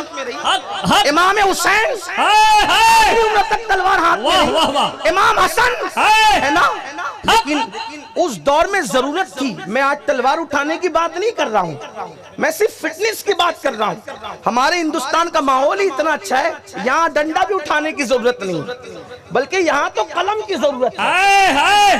یہاں تو اس لیے کہ جو کام تلواریں نہیں کرتی وہ کام قلم بھی کر سکتی، اس سے بڑا کام قلم کرتی ہے نا. لیکن جہاں ضرورت تھی وہاں اٹھایا نا، اٹھانے والوں نے وہاں ضرورت. میں ضرورت کی بات کر رہا ہوں. ابھی اگر کوئی کہے کہ نہ میں انکار کر رہا ہوں نہ ترغیب دے رہا ہوں، میں یہ نہیں کہتا کہ اٹھا لو، یہ بھی نہیں کہتا انکار. میں یہ کہہ رہا ہوں جنہوں نے عشاء پڑھ لی ان پر عشاء کی نماز فرض ہی نہیں ہے آج کی. جنہوں نے نہیں پڑھی انہیں پڑھنا ہے نا. یہی تو نا, جو کھانا کھا چکے انہیں کھانے کی کوئی دعوت ہی نہیں, جو نہیں کھا کے ہے انہوں نے کھانا ہے. شریفوں کا تو مزاج ہی ہوتا ہے, ٹھیک ہے نا. تو نہ میں انکار کر رہا ہوں نہ ترغیب دے رہا ہوں, بات نکل آئی تو عرض کر رہا ہوں. ان کی فٹنس کتنی تھی, نہیں جاتے ہو جم جاؤ, نکالو ٹائم اپنی صحت کے لیے نکالو, آخری وقت تک فٹ رہو. اب تو یہ ہو گیا کہ 40 سال کے بعد کرسی پہ ہم آ جاتے ہیں, کرسی پہ بیٹھ کے چلیے, یہ حالات ہمارے ہو گئے. کیوں ہم نے صحت کا خیال نہیں کیا, کرنا چاہیے. تو بہرحال بات نکل آئی. میں تو لڑکوں کو کہتا ہوں, جوانوں کو, میرے شہر میں نے کہا جاؤ, اسلام منع نہیں کرتا, فٹ رہو. اگر کوئی اس نیت سے جم کرتا ہے کہ میں آخری وقت تک رکوع سجدے والی نماز پڑھوں گا, تو اس کا جم جانا بھی عبادت ہے, اس کا ڈمبل اٹھانا بھی عبادت ہے. اگر وہ اس نیت سے کر رہا ہے کہ میں بوجھ نہیں بنوں گا, بوجھ اٹھاؤں گا. 40 سال کے لوگ آج کرسی بیٹھ کے مجبوراً گھٹنے کام نہیں کر رہے ہیں. صحیح, غریب نواز نے 60 سال میں پہلا نکاح کیا. ہاں, آج ہے کوئی ایسا اپنا بڈھا جو 60 سال میں نکاح کرے؟ بھئی بات ہنسنے کی نہیں, بات صحیح ہے. اور اس کے بعد اللہ نے ان کو اولاد بھی دی, جبکہ 60 سال میں گودے بھی سوکھ رہے آج. ہاں, 60 سال میں آج گودے بھی, وجہ صحت پہ توجہ نہیں. حضور علیہ السلام اتنے طاقتور تھے, ان کے پاس صرف چرواہے نہیں آئے, ان کے پاس صرف شکاری نہیں آئے, وہ عرب کے لوگ تھے نا کچھ, ان کا دماغ ہی ایسا تھا. ایک پہلوان آیا, اس کا نام تھا رکانہ پہلوان, اور وہ اونٹ کے چمڑے پہ کھڑا ہوتا اور اس کو 100 لوگ ایک ساتھ کھینچتے اس چمڑے کو, تو چمڑا پھٹ جاتا, وہ اپنی جگہ سے نہیں ہٹتا تھا. جنہوں نے چاند کے ٹکڑے دیکھ کے اسلام قبول کرنا تھا کر لیا, جنہوں نے سورج کو پلٹنے پہ اسلام قبول کرنا تھا کر لیا, جنہوں نے جابر کے گھر کے بچوں کو زندہ دیکھ کے مسلمان ہونا تھا وہ ہو گئے, کسی نے کردار دیکھ کر مسلمان, وہ کہا میں تو پہلوان ہوں, جب تک مجھے پچھاڑو گے نہیں میں کلمہ نہیں پڑھوں گا. حضور نے کہا پھر آ میدان میں. سرکار نے یہ نہیں فرمایا کہ میں تو تسبیح مصلی کی دعوت لے کے آؤں نا, حضور علیہ السلام نے پہلوان رکانہ کو کہا اور وہ آیا, اور تاریخ گواہ ہے میرے نبی نے ایک ہی بار میں اس کو پچھاڑ کر اس کے سینے پہ سوار ہو گیا.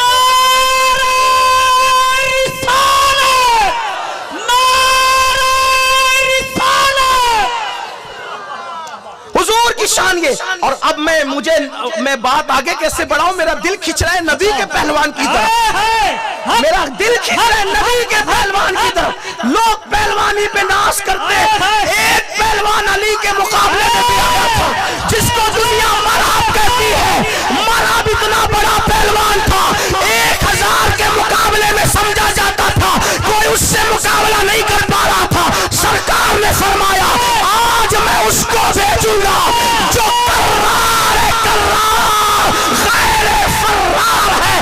علی گئے اور مولا سے کہا نیچے آ, اس نے کہا میرا نام مرحب ہے, مرحب. علی نے کہا میری ماں نے, میرا نام حیدر. نعرہ حیدری, نعرہ حیدری. سفید داڑھی سے کوئی بوڑھا نہیں ہوتا, آزا کی کمزوری بوڑھا کرتی ہے. اور علی وہ جوان ہے, میرے نبی نے فرمایا لا فتح الا علی, لا سیف الا ذوالفقار. نعرہ حیدری, نعرہ حیدری, جشن غوث اعظم. وہ نیچے آیا, ایک ہی بار میں 2 ٹکڑے کیے, بغیر طاقت کے ہو سکتا ہے. ہاں, ہم سارا روحانیت پہ ڈالتے ہیں معاملہ ہے نا, لیکن میں اس کا انکار نہیں کرتا. ایک بار اور بولو, مولا علی کو بوتراب کہا ہے. آپ بولو گے یہاں تقریر کرو گے کیا؟ نہیں نا, میں کر لوں. ماشاءاللہ ماشاءاللہ. بھوت اور آپ کا ہے مٹی پہ لیٹنے کی وجہ سے, لیکن ٹکڑے کرنے کی وجہ سے حیدر کرار کا ہے. ہاں, ابھی ذکر بھوت اور آبی نہیں ہے, ابھی ذکر حیدر کراری ہو رہا ہے, اس لیے کہ بات طاقت کی. تو روحانیت کی بات اپنی جگہ ہے, لیکن ان کے مولا علی کے بارے میں تھا موٹے موٹے بازو تھے, چوڑا سینہ تھا, بڑی بڑی داڑھی تھی جو پورے چہرے کو گھیر لیا کرتی تھی, اور جب چلتے تھے تو لوگوں کے کلیجے کانپتے تھے. کل چلنے پہ کانپتے, آج نام پہ لوگوں کے کلیجے تھے. کبھی زنجیر ہلتی ہے، کبھی در کانپ جاتا ہے، علی کا نام سن کر اب بھی خیبر کانپ جاتا ہے۔ بہت اچھے۔ بازوؤں کی طاقت بھی تھی نا، خیبر کا دروازہ ایک ہاتھ سے اکھاڑا، ایک ہاتھ سے، تو بات دور نکلی۔ تو میں عرض کر رہا تھا کہ کسی کی نقل کرنے کا ہمیں حکم نہیں ہے، کوئی آئیڈیل ہمارے لیے نہیں ہے یہ بات۔ وجہ جم جاتے ہو تو کسی نے کہا ہی نہیں، کیونکہ شرمایا، سوچا شاید میں یہ کہوں گا نہ جایا کرو۔ میں کہتا ہوں بالکل جاؤ، 1 گھنٹہ جم جاؤ جسم بنانے کے لیے، 10 منٹ مسجد میں آؤ جسم بچانے کے لیے۔ سبحان اللہ، سبحان اللہ۔ اگر بچانے نہیں آؤ گے تو اسی کو قبر کے کیڑے کھائیں گے۔ پھر قبر کے کیڑوں سے بچانا ہے، جسم کو مضبوط کرنا ہے، جم جائیے، اور جسم کو قبر میں بچانا ہے تو مسجد میں آئیے۔ سبحان اللہ، دونوں کام کیجیے، بہت اچھے کیجیے۔ لیکن یاد رکھنا، جب بازو مضبوط ہو جائے نا تو آدھی آستین کی ٹی شرٹ پہن کے محلے میں غرغراتے مت پھرنا۔ واہ واہ واہ واہ۔ اس لیے کہ طاقت پر غرور کرنے والے اللہ والے نہیں ہوتے، طاقت ملنے کے بعد عاجزی کرنے والے اللہ والے۔ اور اگر طاقت مل جائے تو کسی کو دھکے دیتے مت پھرنا، طاقت مل جائے تو کمزوروں کو اٹھانے والے بننا، کسی اندھے کو لات مارنے والے مت بننا، اندھے کو راستہ پار کرانے والا بننا، کسی مظلوم پر مزید ظلم کرنے والے مت بننا، مظلوم کی فریاد کو پورا کرنے والے بننا۔ بہرحال تو آپ جم اگر جائیں گے تو آپ دیکھیں گے کہ جب استاد وزن اٹھاتا ہے تو اس کا منہ ایسے بگڑتا ہے، ٹھیک؟ وہ اٹھاتا ہے 50 کلو کا تو اس کا منہ ایسے بگڑتا ہے۔ شاگرد پہلے دن اٹھاتا ہے 5 کلو کا تو وہ بھی منہ ایسے بگڑتا ہے۔ میں نے جم میں سوچا یا اللہ یہ 5 کلو پہ منہ کیوں بگڑ رہا ہے، جبکہ وہ 50 کلو اٹھا رہا تھا، میں 5 کلو اٹھا رہا تھا، تو میں نے دیکھا وہ ایسے منہ بگاڑتا ہے۔ تو میرے جو دیگر ساتھی تھے وہ بھی ایسے منہ بگاڑ رہے تھے، لیکن مجھ پر کوئی اس کا اثر نہیں تھا کہ 5 کلو کا وزن منہ کیسے بگڑ سکتا ہے اس پر۔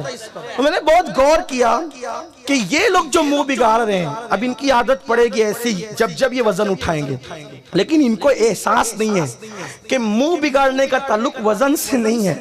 تیرے پاس تو 5 ہی کلو ہے نا، وہ 50 کلو کا اٹھا رہا ہے یا 100 کلو کا اٹھا رہا ہے، تو آدمی نقل کرنے میں کبھی کبھی لاشعوری طور پر غلط باتیں بھی لے لیتا ہے۔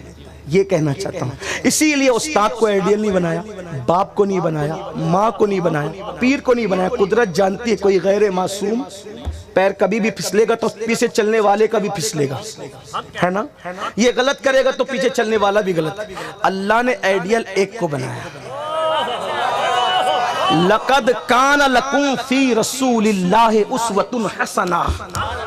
آئیڈیل تمہارے لیے تمہارے نبی ہے، جس کو ایسا معصوم بنایا کہ صرف معصوم نہیں بلکہ سید المعصومین بنا کر کے بھیجا۔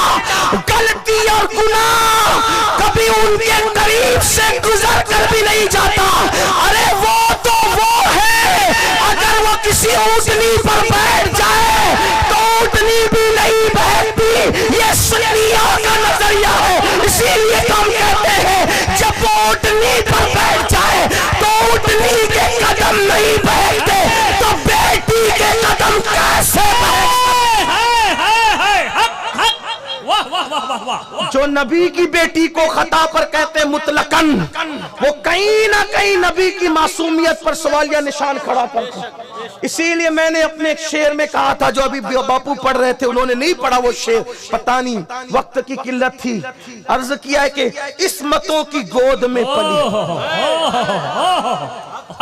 عصمتوں کی، کیونکہ ان کے بابا سید المعصومین تھے، عصمتوں کی گود میں پلی، خطاؤں سے بری ہے فاطمہ۔ سبحان اللہ، سبحان اللہ، عصمتوں کی، سبحان اللہ، عصمتوں کی گود میں پلی۔ بہرحال تو حضور سید المعصومین ہے، اسی لیے آئیڈیل ان کو بنایا۔ وہ مسکراتے ہیں تو ان جیسا کوئی مسکرا ہی نہیں سکتا، اور وہ بالکل اسی جگہ مسکراتے جہاں مسکرانا چاہیے۔ لیکن بڑے سے بڑا شریف آدمی بھی کبھی کبھی وہاں مسکرا دیتا ہے جہاں اس کو مسکرانا نہیں چاہیے۔ اسی لیے آئیڈیل کون ہے؟ حضور۔ تو حضور کو آئیڈیل بنانے کی بجائے ہیروں کو کیوں بناتے؟ نچنیوں کو۔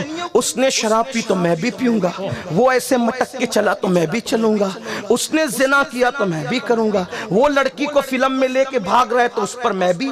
یہ کیا؟ آئیڈیل حضور ہیں بے شک حق جن کی نگاہیں ہمیشہ جھکی رہتی تھی.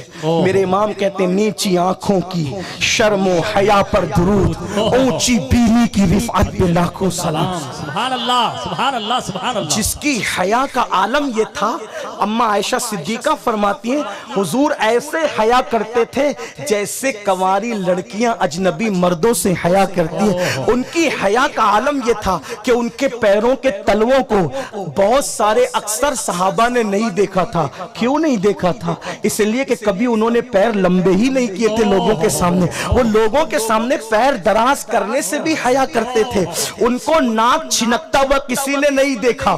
کیا حیا کا عالم تھا کہ کبھی انہوں نے لوگوں کے سامنے ناک بھی نہیں چھنکی. اللہ اکبر. ان کی ڈکار کی آواز کبھی کسی کے کانوں میں نہیں پہنچی, اس لیے کہ انہوں نے زندگی میں کبھی ڈکار نہیں لیا. آپ اندازہ تو فرمائیں حضور علیہ السلام کیسے آئیڈیل ہے. ایسی ہستی کو چھوڑ کر وہ کمال حسن حضور ہے کہ گمان نقص جہاں نہیں. یہی پھول خار سے دور ہے, یہی شمع ہے کہ دھواں نہیں. کروں تیرے نام پہ جاں فدا, نہ بس ایک جہاں دو جہاں فدا, دو جہاں سے بھی نہیں جی بھرا. کروں کیا کروڑوں جہاں نہیں. اور کہتے ہیں آقا تیری صورت تیری سیرت زمانے سے نرالی ہے.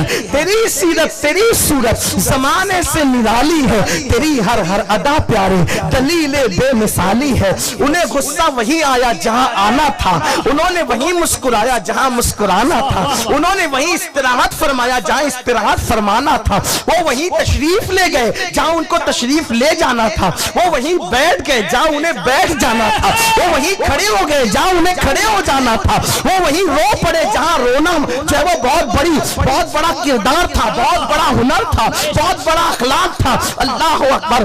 ان کی زندگی کو پڑھو, ان کی زندگی کو اختیار کرو. بات آنکھوں پر چل رہی تھی, میں ایک بات عرض کرنے جا رہا تھا. آج آنکھوں کو آوارہ کیا اور اس کو فیشن کا نام دیتے ہو. آؤ ہماری آنکھوں کی حفاظت کا عالم کیا تھا. تنہا کسی لڑکی کو دیکھا جاتے دل کے اندر پاپ آ گیا, دل کے اندر جرائم نائی. تم بیٹیوں کی حفاظت کرنے والے. ایک مرتبہ سلطان صلاح الدین ایوبی,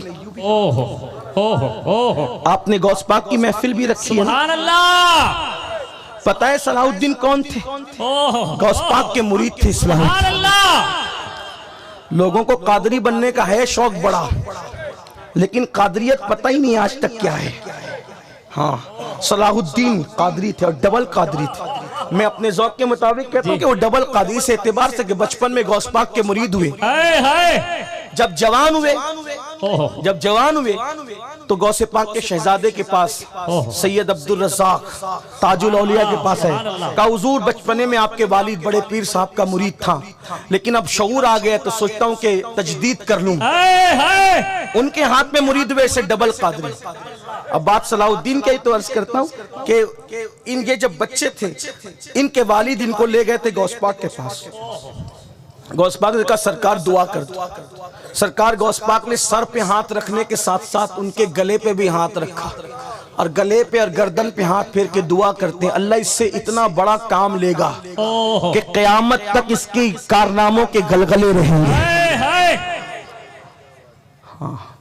دعا میں لوگوں سے کہتا ہوں اپنے بچوں کو جب اللہ والے آیا کرے تو دعا کروایا کرو, اس لیے کہ سینکڑوں سال کی محنت وہاں نہیں پہنچاتی جہاں اللہ والوں کی دعا پہنچاتی. آپ کسی بھی مضبوط کام کرنے والے کو دیکھیں اس کے پیچھے کسی نہ کسی اللہ والے کی دعا ہوگی. امام اعظم ابو حنیفہ کو دیکھیں, ان کے والد کو ان کے دادا مولا علی کے پاس لے جاتے تھے. ان کے والد کے سر پہ ہاتھ رکھ کے علی پاک نے دعا کی. اس دعا کی برکت آج تک نظر آ رہی ہے نا.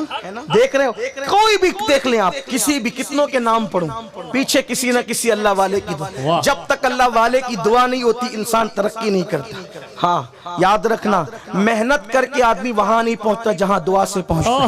ہاں محنت کرنے والوں کے گرنے کے چانسز ہوتے ہیں, لیکن دعا والوں کو دعا گرنے سے بچا لیا کرو. اس لیے دعا لیا کرو اللہ والوں. بددعا نہ لیا کرو.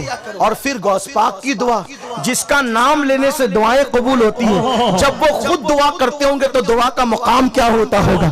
میرے مرشد غوث پاک نے دعا کر دی, اور جب دعا کی تو پھر صلاح الدین ہو گئے بڑے, اور بڑے ہونے کے بعد صلاح الدین نے بہت جنگیں کی, ہزاروں کے مجمع میں اکیلے گھس جاتے تھے لیکن نکل آتے تھے. جب بوڑھے ہو گئے, بڑھاپے کے بعد جب بستر پہ مرض وصال میں بستر پہ لیٹے تو ماننے والے قریب آ کے کہتے ہیں سلطان پوری زندگی تو موت کے منہ میں گیا لیکن بچ کے واپس آیا, تیری گردن پہ کوئی تلوار نہ چل سکی. سلطان لیٹے ہوئے تھے, اٹھ کر بیٹھ گئے, مسکراتے ہوئے کہتے ہیں پوری زندگی شہادت کی تمنا لے کر میدان میں جاتا تھا لیکن میری گردن کو کوئی تلوار کیسے کاٹ سکتی تھی, کیونکہ میری گردن پر میرے مرشد غوث اعظم نے ہاتھ پھیرا تھا.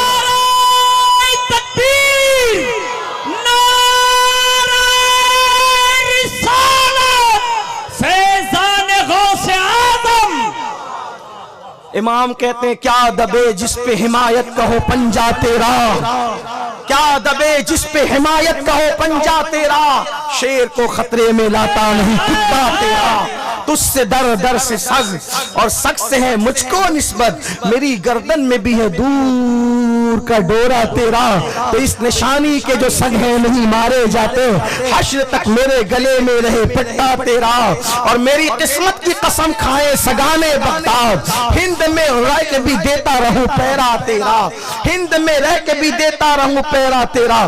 قرض یہ کر رہا تھا سلطان صلاح الدین ایوبی جب بیت المقدس فتح کرنے کے لیے نکلے, بیت المقدس کی کامیابی اور بازیابی کے لیے نکلے. یہ بھی حیرت انگیز بات ہے, بیت المقدس 2 بار فتح ہوا. ایک اس مرتبہ فتح ہوا جب نبی کے تیار کردہ لوگ آئے, اور دوسری مرتبہ اس وقت فتح ہوا جب غوث پاک کے تربیت یافتہ لوگ آئے. اللہ اکبر, کیونکہ کردار بنائے جاتے ہیں, کردار سکھائے جاتے ہیں, انسان سازی کی جاتی ہے.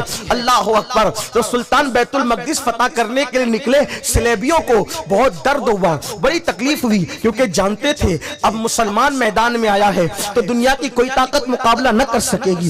اللہ نے اس قوم کو وہ ٹیلنٹ عطا کیا ہے, اس قوم کو وہ صلاحیت عطا کی ہے, جب یہ آئے تو پھر کوئی ٹک نہیں پاتا. اسی لیے باطل کا طریقہ کیا ہے, اسلام دشمن طاقتوں کا طریقہ کیا ہے, تمہیں راستے سے ہٹانے کے لیے وہ تلواروں سے نہیں ڈراتے, تمہیں راستے سے ہٹانے کے لیے وہ میزائلوں سے نہیں ڈراتے, تمہیں راستے سے ہٹانے کے لیے وہ بموں سے نہیں ڈراتے. کیوں؟ اس لیے کہ تم ڈرتے ہی نہیں ہو. تم تو یہ کہتے ہو کہ ہمیں تو دونوں ہی جانب سے سرفرازی ہے, مرے شہید اور بچ گئے تو غازی ہے.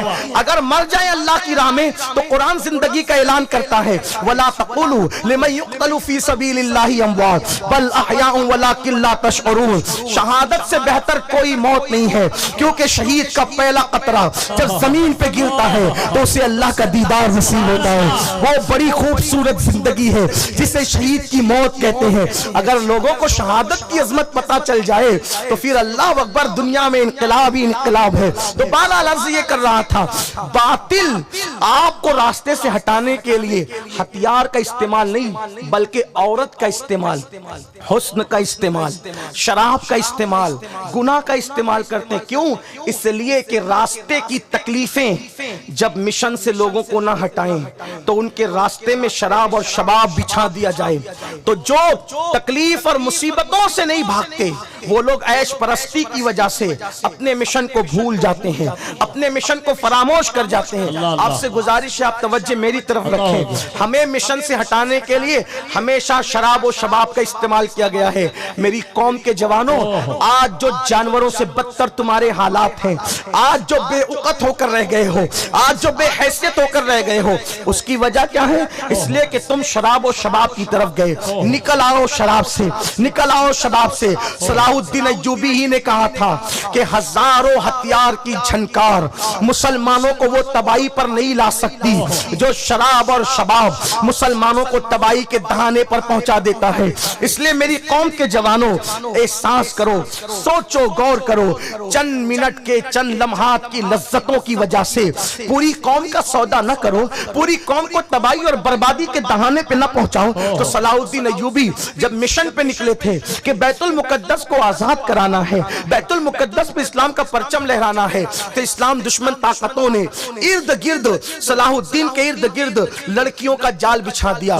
اب ذرا دیکھنا, اگر وہ ہماری طرح ہوتے, ان کی تربیت نہ کی گئی ہوتی, قادریت کا فیضان ان کی آنکھ اور ان کے دل پر نہ ہوتا, تو پھر کیا ہوتا؟ اللہ اکبر. سلطان کو شکار کرنا تھا, سلطان شکار کر رہے تھے اس لیے کہ جنگل میں تھے. شکار کرتے کرتے سلطان جنگل میں اللہ اکبر اپنے دوستوں سے, اپنے ساتھیوں سے دور نکل جاتے ہیں, اور دور نکل گئے تو بالکل جو ہے وہ ساتھی بچھڑ گئے اور وہ ساتھیوں سے بچھڑ گئے. بڑا شیر دل تھا سلطان, سلطان بہت طاقتور, اللہ نے اس کو بہت قوت دی تھی. صلاح الدین ایوبی کو قادری جو ہو پھر وہ بے خوف ہی تو ہوگا, اس لیے کہ سرکار غوث پاک کہتے ہیں مریدی لا تخف اللہ ربی اتانی رفعتا لنت المنالی. میرے مرید گھبرانا مت, میرے مرید ڈرنا مت. قادریوں کے ڈر کیسا؟ سیاسی لیڈروں سے ڈر رہے ہو, کون سی قادریت ہے؟ بیماریوں سے ڈر رہے ہو, کون سی قادریت ہے؟ مندی سے ڈر رہے ہو, کون سی قادریت ہے؟ مطلب قادریت میں ڈوبے نہیں, اسی لیے ڈر ہے. جس دن قادریت دل میں بیٹھ جائے کسی سے نہیں ڈرو. وہ ٹیپو سلطان اتنا بے جگر تھا, تحقیق کرو قادری سلسلے میں مرید تھا. بلکہ ہم نے تو اپنے بزرگوں سے سنا ہے کہ ایسا پکا اور ایسا کٹر قادری تھا وہ ٹیپو سلطان, جس کو دنیا کہتی ہے, جس نے اپنی تلوار پہ یا شیخ عبد القادر جیلانی شین للہ لکھا. سبحان اللہ. جب تک سلطان حیات رہے انگریزوں کو یہ کہنے کی ہمت نہیں ہوئی کہ ہندوستان ہمارا ہے. جب سلطان شہید ہوئے تھے تو اس کی لاش سے بھی انگریز ڈر رہا تھا. آج چوہوں سے ڈرتے ہو کیونکہ اللہ کا ڈر نہیں ہے. چپکلی سے ڈرتے ہو, اللہ کا ڈر نہیں ہے. اللہ کا ڈر نکل جائے تو انسان مخلوق سے ڈرنے لگتا ہے, اور جب اللہ کا ڈر دل میں بیٹھ جائے تو آدمی بے خوف ہو. بہت خوب. اور اسی کا نام قادریت ہے کہ سب تم سے ڈرے, تم اللہ سے ڈرو. واہ واہ واہ واہ. غوث پاک کتنے بے خوف تھے. منبر پہ کھڑے ہو کے بادشاہ کو چیلنج کرتے تھے, سیدھے رہ. آج تو محلے کے کارپوریٹر کو نہیں کہہ سکتے سیدھے رہ, ہاں, اور وہاں بادشاہ کو کہتے تھے سیدھے رہ ورنہ تیری اوقات یاد دلا دوں گا. ہمیں کوئی 2 کوڑی کا تحفہ لا کے دے دے تو آدھا جھک جاتے اس کے سامنے. بادشاہ لے کر آیا تحفہ, سونے کی اشرفیاں لے کر آیا. حضور لے لو, کہا لے جا, میں نہیں لیتا. یہ جگر تو چاہیے نا, جس کے دل کا کنیکشن قدرت سے جڑتا ہے وہ یوں بے نیاز ہو. کون دیتا ہے دینے کو منہ چاہیے. میں یہ نہیں کہتا تحفہ نہ لیا کرو, لیکن حلال حرام دیکھ کے لیا کرو. بہت اچھے. حلال ہوا کرے تو لے لو, حرام ہوا تو بالکل بے جگری سے کہو لے جا. غوث پاک نے کہا لے جا, اس نے کہا حضور لے لو. فرمایا کہا نہ لے جا, اس نے کہا حضور لے لو, تحفہ لینا سنت ہے. اس کو پتا نہیں تھا کہ کس کا لینا سنت ہے. واہ واہ واہ واہ واہ. جلال میں آ گئے, دونوں اشرفیوں کی تھیلیاں اٹھائی, پکڑ کے ایسے دبایا, نیچے خون گرنے لگا. فرمایا لوگوں کا خون چوس کے لا کر مجھے دیتا ہے, میں تیری جنت چاہتا ہوں تو میری جہنم چاہتا ہے. اگر نسبت رسول کا خیال نہ ہوتا اس کو اتنا نچوڑتا کہ اسی خون میں تیرا محل ڈوب جاتا. اللہ اکبر. آئندہ ایسی حرکت نہیں کرنا جا. یہ تھا ہمارا کردار. غوثیت ماپ کے اندر یہ آج کیا ہے, جہاں دیکھا جھکے, جہاں جھکو ایک ہی بار کرو, ایک ہی در پہ جھکو جو اللہ کا در ہے. اور کسی تمہارا سر اتنا سستا نہیں ہے کہ ہر کسی طاقت کے آگے جھکے. تم جھکنے پیدا نہیں ہوئے ہو, تم جھکانے واہ واہ واہ واہ. صرف جھکنا ہے تو اللہ کی بارگاہ میں. جب تک تم اللہ کی بارگاہ میں جھکتے رہے پوری کائنات تمہارے قدموں میں جھکتی رہی. جب سے تم نے اللہ کی بارگاہ میں جھکنا چھوڑ دیا ہے تمہاری پیشانیاں آوارہ ہو گئی ہے, در در پہ جھک رہے ہو, اور جھکنے والے تمہاری عزت بھی نہیں کر رہے, لوگ تمہیں پیر مارے فٹ بال کی طرح تمہاری زندگی ہو گئی. بلکہ فٹ بال کو مارنے والا مار کر کے, فٹ بال کو مارنے والا مار کر اگر گراؤنڈ کے باہر ہو جائے نا فٹ بال تو اس کو عزت سے اٹھا کے لاتا ہے, تمہیں تو کوئی اٹھانے بھی تیار نہیں.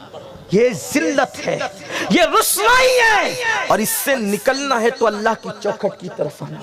مسجدوں کو ویران کر دیا, اللہ کے گھروں کو ویران کر دیا, اور یہ سوچتے ہو کہ اللہ تمہیں عزت دے گا, اللہ وقار دے گا.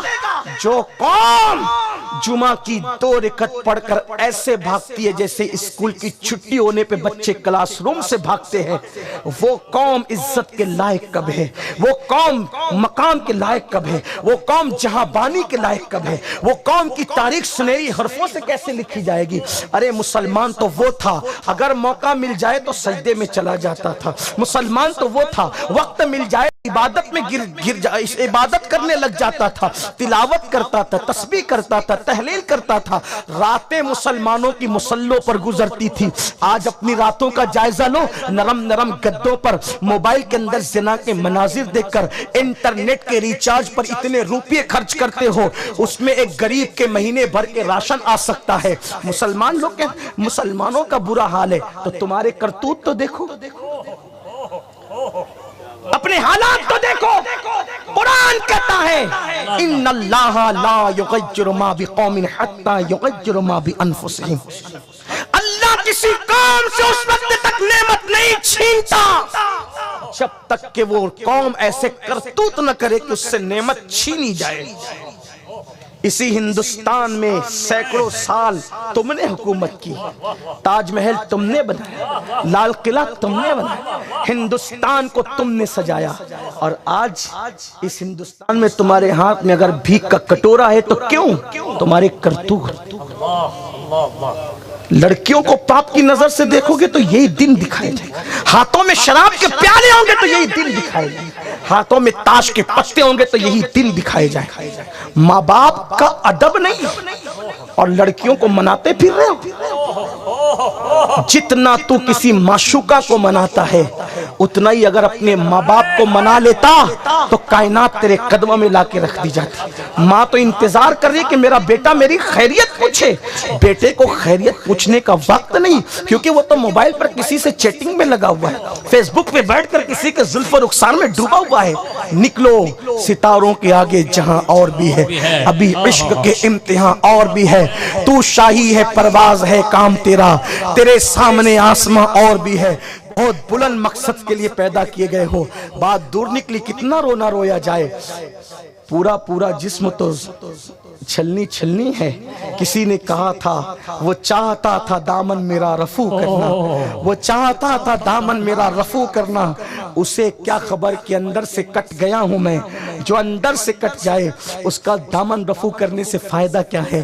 بہرحال بات دور نکلی. عرض کر رہا تھا کہ سلطان صلاح الدین ایوبی جب بیت المقدس فتح کرنے کے لیے نکلے تو لڑکیوں کا جال بچھا دیا گیا. صلاح الدین شکار کے لیے گئے تھے, جنگل میں گھر گئے, شام ہو گئی.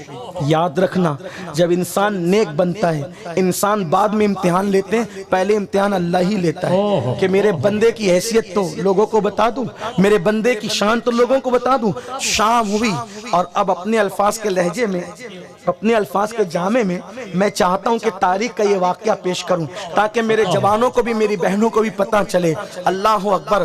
جب شام ہوئی ایسا لگا شام کے وقت جو ہے کتنا خوبصورت لگتا ہے نا جنگل, کتنا خوبصورت. آپ کہیں گے کیا بات کر رہے ہیں, جنگل شام کو خوبصورت نہیں لگتا, شام کو تو جنگل میں ڈر لگتا ہے. شام کو جنگل خوبصورت, جنگل تو صبح کو خوبصورت لگتا ہے نا, شام کو نہیں. تو کبھی کبھی ان الفاظ پہ بھی غور کر لیا کریں کہ روایت درایت کے ساتھ پیش ہو رہی کہ ایسی ہوا میں گرہ لگائی جائے. شام ہو گئی، قدرت کا کرنا، کالے کالے بادل چھا گئے۔ جنگل میں جب کالے بادل چھا جائیں، اگر صبح ہو تو بھی جنگل ڈراؤنا ہو جاتا ہے، اگر شام کو کالے بادل چھائیں تو پھر کیا ہوگا؟ انہی کالے بادلوں کے نیچے سے ٹھنڈی ٹھنڈی ہوائیں جو ہے وہ صلاح الدین ایوبی کے مشام جاں کو گلوں کی تازگی لے کے معطر کر رہی تھی، اور سورج اپنا چہرہ جو ہے اپنے چہرے پہ دوپٹہ ڈال کر کے چھپا رہا تھا۔ ایسے عالم کے اندر صلاح الدین کی نظر دور کو پڑتی ہے، ایک خوبصورت لڑکی۔ اگر ہندوستان کے شاعر کے لب و لہجے میں اس کا حسن میں بیان کروں تو اس کے چہرے کو بنارس کی صبح کہوں یا اس کی زلفوں کو متھرا کی شام کہوں، اتنی خوبصورت تھی وہ لڑکی۔ ایسا لگتا تھا جیسے کسی حسن کی پری نے ابھی ابھی جو ہے وہ جنگل کے پودوں کے درمیان جو ہے وہ ہے اپنے وجود کو بے نقاب کیا ہو۔ اس کے بال کیا تھے؟ سنبھل کے پودے، اس کی آنکھیں کیا تھی؟ نرگس کے پھول، اس کا چلنا کیا تھا؟ ہرن کا چوکڑی بھرنا، اس کا خرام ناز کیا تھا؟ ایسا لگے کہ جیسے کوئی مور جو ہے وہ بادلوں کے درمیان بادلوں کے برسنے پر جو ہے وہ رقص کر رہا ہو۔ طاؤس کا رقص جو ہے نگاہوں کے درمیان اللہ اکبر دعوت نظارہ دے رہا تھا۔ ایسے عالم کے اندر صلاح الدین کو اس نے پکارا، اے جوان میری مدد کر۔ اب وہ مسلمان کیا جو کسی کی مدد نہ کرے؟ مسلمان تو آیا ہی زمین پہ مدد کی، مدد کے لیے کوئی پکارے۔ ہمارا مذہب کہتا ہے مسلمان ہو یا کافر، اپنا ہو یا بیگانہ، جس نے مدد کے لیے پکارا پہنچ جاؤ۔ واہ واہ، اے جوان میری مدد کر۔ آواز نسواں، گجرات کا خیال کرتے ہوئے عورت کی آواز، آواز نسواں، عورت کی آواز سن کر صلاح الدین اس طرف گھوڑے کو دوڑا دیتے ہیں۔ دیکھا کیا بات ہے، میں سفر میں جا رہی تھی اپنے ماں باپ کے ساتھ، ڈاکوؤں نے لوٹ لیا قافلے کو اور مجھے یہاں لا کے پھینک دیا۔ اچھا ٹھیک ہے، کیا مجھے میرے گھر تک پہنچاؤ گے؟ کہاں ہے تمہارا گھر؟ فلاں مقام پر، اس جنگل سے دور جائیں، میں راستہ بھٹک گئی ہوں، فلاں علاقے میں میرا مکان ہے۔ ٹھیک، یہی گفتگو ہو رہی تھی کہ قدرت کا کرنا، بادلوں سے پھر زور کی بارش شروع، زوردار بارش۔ اگر آپ کو پڑھنا ہے تو تاریخ میں پڑھیں کہ جنگلوں کی بارش کیا ہوتی ہے، موٹے موٹے جو ہے وہ قطرے، ایسا لگتا ہے کہ جیسے سر پر پتھر برس رہے ہیں۔ ایسے میں صلاح الدین نے اس لڑکی کو کہا، ابھی بارش ہو رہی ہے، چلو کسی غار میں پناہ لیتے ہیں، تھوڑا رکتے ہیں، اس کے بعد بارش بند ہوگی تب نکلیں گے۔ یہی تھا اس کا راستہ، کوئی راستہ تو تھا نہیں۔ دونوں غار میں گئے، بھیگا ہوا بدن ہے، زبان حیا خاموش ہے۔ اب اس پہ تفسیرہ کیا کریں؟ اس لیے کہ اگر میں کوئی ادیب ہوتا، کوئی سخنور ہوتا تو یقیناً میں اس کی عکاسی کرتا، لیکن میں منبر رسول پر ہوں، کسی لطیفے کی محفل میں نہیں، نہ ہی میں کسی ادبی کوئی محفل میں ہوں، نہ کسی شاعر کسی مشاعرے میں ہوں، ورنہ اتنا ضرور کہوں گا میں آپ کو، اگر کسی کا بدن بارش سے بھیگ جائیں تو کپڑوں کے حالات کیا ہوتے ہیں، یہ دانشور انسان اچھی طرح سمجھتا ہے۔ بھیگنے والا بدن پہ کپڑے ایسے ہیں، ہو یا نہ ہو دونوں برابر، دونوں کے کپڑے بھیگ گئے تھے۔ غار کے اندر پہنچے، اندھیرا ہو گیا تھا۔ صلاح الدین نے پتھر سے پتھر گھسا، آگ جلائی، آگ جلانے کے بعد صلاح الدین بیٹھ گئے سر نیچا کر کے۔ وہ لڑکی حیرت تھی، تاریخ میں اس لڑکی کا ذکر آتا ہے کہ وہ کہتی تھی مجھے ڈاکوؤں نے لوٹا، لیکن کیسے اس کو ڈاکوؤں نے لوٹا تھا میں آج تک سمجھ نہیں پایا۔ بالکل یوسف علیہ السلام کے بھائیوں کی طرح اس کا حال تھا کہ وہ کرتا لے کر کے آئے یعقوب علیہ السلام کے پاس، کہا کہ ہمارے بھائی کو بھیڑیے نے کھا لیا۔ تو یعقوب علیہ السلام ہنس کے کہتے ہیں بھیڑیا کتنا ہوشیار تھا کہ پورا یوسف کھا گیا لیکن کرتے کو پھاڑا تک نہیں۔ پورا یوسف کھا گیا، بھیڑیا کرتے کو کرتا نہیں پھٹا۔ یہ کوئی کتنا ہوشیار تھا کہ کیسے کھا لیا۔ بھئی کوئی انسان کو بھیڑیا کھائے گا تو پہلے تو کرتا پھاڑے گا، کرتا صحیح سلامت۔ دیکھو چور چوری کرتے تو رومال تو چھوٹ ہی جاتا ہے، کوئی نہ کوئی نشانی تو چھوٹ جاتی ہے نا، بس یہی حال تھا۔ وہ کہتی تھی مجھے ڈاکوؤں نے یہاں لا کے پھینکا۔ کیسے شریف ڈاکو تھے کہ اس کو یہاں لا کے پھینکا اور اس کا میک اپ بھی ختم نہیں ہوا، اس کے زیورات کو بھی دھکا نہیں لگا، اس کے حسن کو بھی کوئی دھکا نہیں لگا۔ وہ جو بیٹھی تھی گیلے کپڑوں میں وہ لیٹ گئی۔ غار کا اندھیرا آگ کا اجالا اس پر ایسا لگتا تھا جیسے کوئی نشیمن پہ بجلیاں گرا رہا ہو، اور وہ لیٹ گئی اس لیے کہ اسے تو بھیجا کسی مقصد کے لیے گیا تھا۔ لیٹ کر اس نے اپنے ہاتھوں کو، اپنے سر کو یوں سنبھالا اور سنبھال کر دیر تک خوبصورت صلاح الدین ایوبی کو دیکھتی رہی، لیکن صلاح الدین تھے کہ وہ گردن جھکا کے بیٹھے ہوئے۔ جب کوئی عاشق گردن جھکا کے بیٹھتا ہے تو مجھے میرے مرشد حضور اشرفی میاں شیخ المشائخ کا ایک شعر یاد آتا ہے، جھکا کے سر بیٹھتے ہو تم کیوں، یہ راز اے اشرفی بتا دو، جھکا کے سر بیٹھتے ہو تم کیوں، یہ راز اے اشرفی بتا دو، تمہیں تصور ہوا ہے کس کا، یہ کس کی شکل ہنسی ہے دل میں، تمہیں تصور ہوا ہے کس کا، یہ کس کی شکل ہنسی ہے دل میں، دل کے آئینے میں ہے تصویر یار، جب ذرا گردن جھکائی دیکھ لی۔ عاشق گردن جھکا کر کسی مقصد کے لیے بیٹھتا ہے۔ اللہ اکبر، صلاح الدین گردن جھکائے ہوئے متفکر بیٹھے ہوئے ہیں۔ وہ لڑکی کہتی ہے صلاح الدین، اچھا ابھی تک اجنبی کہہ کے پکار رہی تھی، اب کہتی صلاح الدین میرے حسن کی توہین تو نہ کر، میں کتنی خوبصورت ہوں تم مجھے نہیں دیکھتے، میرے حسن نے تمہیں متاثر نہیں کیا کیا؟ ایک خوبصورت لڑکی غار کے اندھیرے میں اور آگ کے اجالے میں بھیگے ہوئے بدن کے ساتھ کسی کے ساتھ بیٹھی ہو، بلکہ لیٹی ہو، اور اس کا دل نہیں دھڑکتا، کیا وجہ ہے؟ صلاح الدین ایوبی کے جملے تاریخ میں موجود ہے اور شان قادریت بتاتے ہیں۔ صلاح الدین کہتے ہیں واللہ حسن سے متاثر وہ ہوتا ہے جو کسی کے حسن کو دیکھتا ہے، میں نے تو تجھے نظر بھر کے دیکھا بھی نہیں، کیونکہ میرا مذہب کسی عورت کو نظر بھر کر دیکھنے کی اجازت نہیں دیتا۔ جب تک نگاہوں کا تقدس یہ تھا تب تک تم فہرام فاتح تھے، اب یہ ہو گیا کہ تھوڑی سی چیز کو بھی آپ پاپ کی نظر سے دیکھ کیسے ہوگا؟ قرآن کہتا ہے یا ایھا الناس اتقوا ربکم الذی خلقکم من نفس واحدہ، اے لوگو اللہ سے ڈرو، اپنے رب سے ڈرو جس نے ایک جان سے تمہیں پیدا کیا۔ مطلب شادی سے پہلے بھی اللہ سے ڈرو۔ اب دوسرا مرحلہ، شادی کرتے وقت اللہ سے ڈرو، شادی کی خوشی میں اللہ کو بھول مت جانا۔ جب شادی کہ صرف 3 دن یاد ہے، امام حسین کی عمر 3 دن نہیں تھی، امام حسین 56 سال زندگی گزارے تھے، تو آپ کو جہاں کربلا کے 3 دن یاد ہے اور یاد رہنا بھی چاہیے، لیکن وہ 56 سال بھی تو یاد کرو امام حسین کے گھر میں شادیاں کیسے ہوتی تھی، کون سے حسینیوں، واہ واہ واہ، ہاتھوں میں کڑے والے، کون سے حسینیوں، کپڑے والے، کون سے حسینیوں، یہ مکاریت والا معاملہ نہیں چلتا۔ اصل اور سچا حسینی وہ ہے جس کو دیکھ کر دنیا پکار اٹھے۔ جب غلام کے کردار کا یہ عالم ہے تو کربلا والے حسین کے کردار کا عالم ہے۔ نعرہ تکبیر، نعرہ رسالت، خاندان تاجدار کربلا۔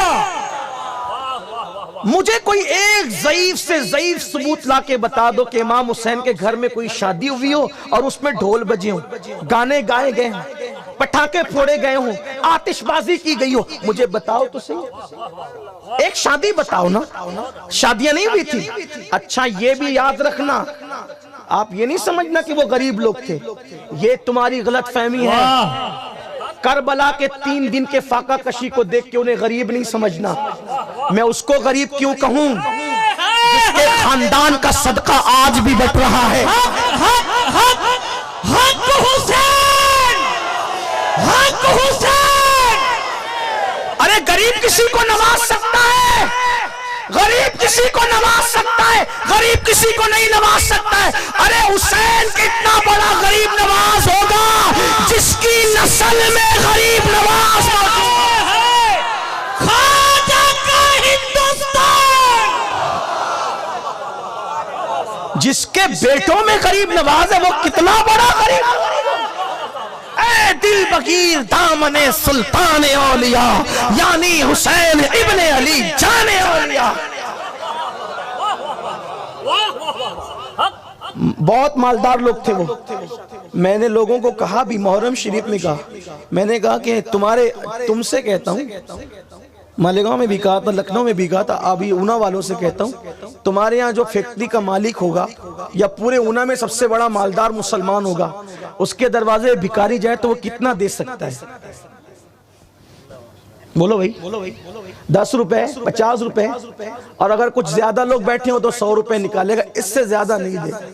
اور اگر اور زیادہ دے دے تو آخری نوٹ ہندوستان میں اس وقت تو 2000 ہی تھی.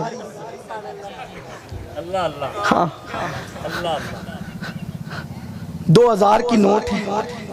اس گلابی کو پانے کے لیے کتنے کالے کالے لوگوں نے منہ کیے اور کس طرح سے لوگوں نے جرائم کیے, تو اللہ رحم فرمائے. بہرحال میں سیاسی آدمی نہیں ہوں, اس لیے میں کوئی تفسیرہ نہیں کرتا, لیکن بہرحال اتنا بڑی نوٹ سب سے زیادہ آخری ابھی ہمارے یہاں صرف 2000, وہی نکال کے دے گا نا.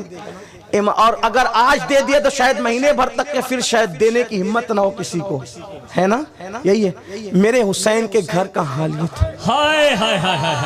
اگر ایک دن میں 3 سائل آ جائیں, کسی کو 50,000 دیا جا رہا ہے, کسی کو 10,000 دیا جا رہا ہے, اور وہ بھی معذرت کے ساتھ کہا جا رہا ہے کہ آج اتنا ہی اتنا لے لو بابا, اس سے زیادہ ہوتا تو اور عطا کرتا.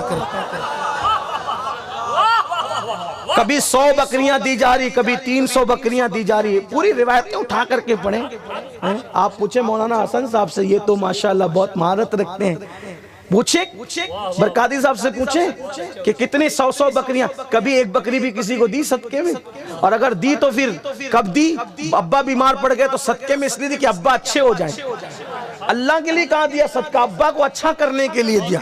بیٹے کا ناک کہاں؟ حالانکہ اس میں بھی دے سکتے, کوئی منع نہیں ہے, بلکہ فرمایا کہ اپنے بیماروں کا علاج صدقے سے کرو. لیکن اس وقت میرے امام کے گھر میں کوئی بیمار نہیں تھا,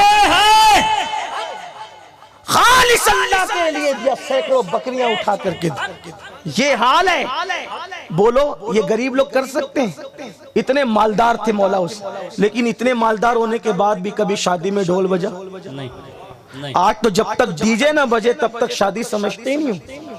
بولو نا اس ڈی جے سے کتنا نقصان ہو سکتا ہے, اس کے دھمک دھمک کی آواز سے کوئی بیمار کی جان جا سکتا ہے نا, نہیں ہو سکتا. جو مذہب, توجہ کرنا, اپنے مذہب کی تعلیم مسلمان خود نہیں سمجھے. جو لوگ اسلام کو گالیاں دیتے وجہ کیونکہ ان کو اسلام کی تعلیم پتہ نہیں.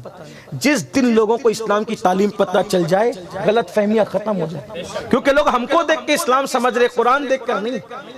اپنے مذہب کی تعلیم کیا ہے؟ اگر کوئی سو رہا ہے تو اتنی زور سے قرآن مت پڑھو کہ اس کے سونے میں خلل آئے.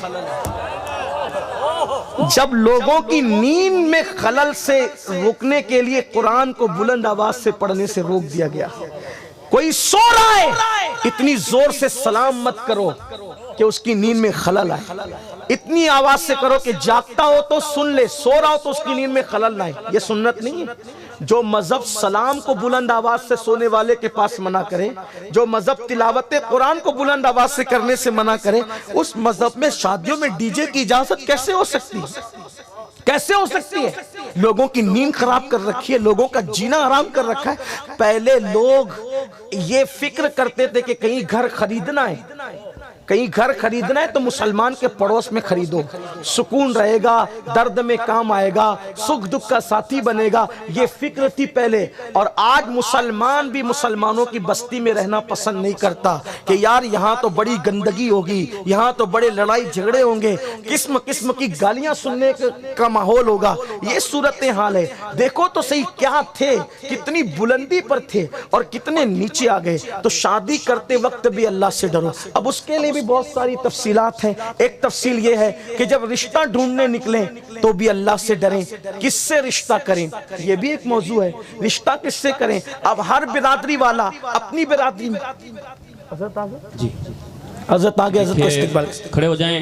حضور دائی کبیر حضرت علامہ مولانا محمد شاکر علی رضوی نوری صاحب تشریف لا رہے ہیں. نعرہ تکبیر سے استقبال کر لیں. نعرہ تکبیر, نعرہ رسالت, نعرہ حیدری, حضور دائی کبیر عطائے حضور مفتی اعظم ہند، دیکھو دیکھو کون آیا۔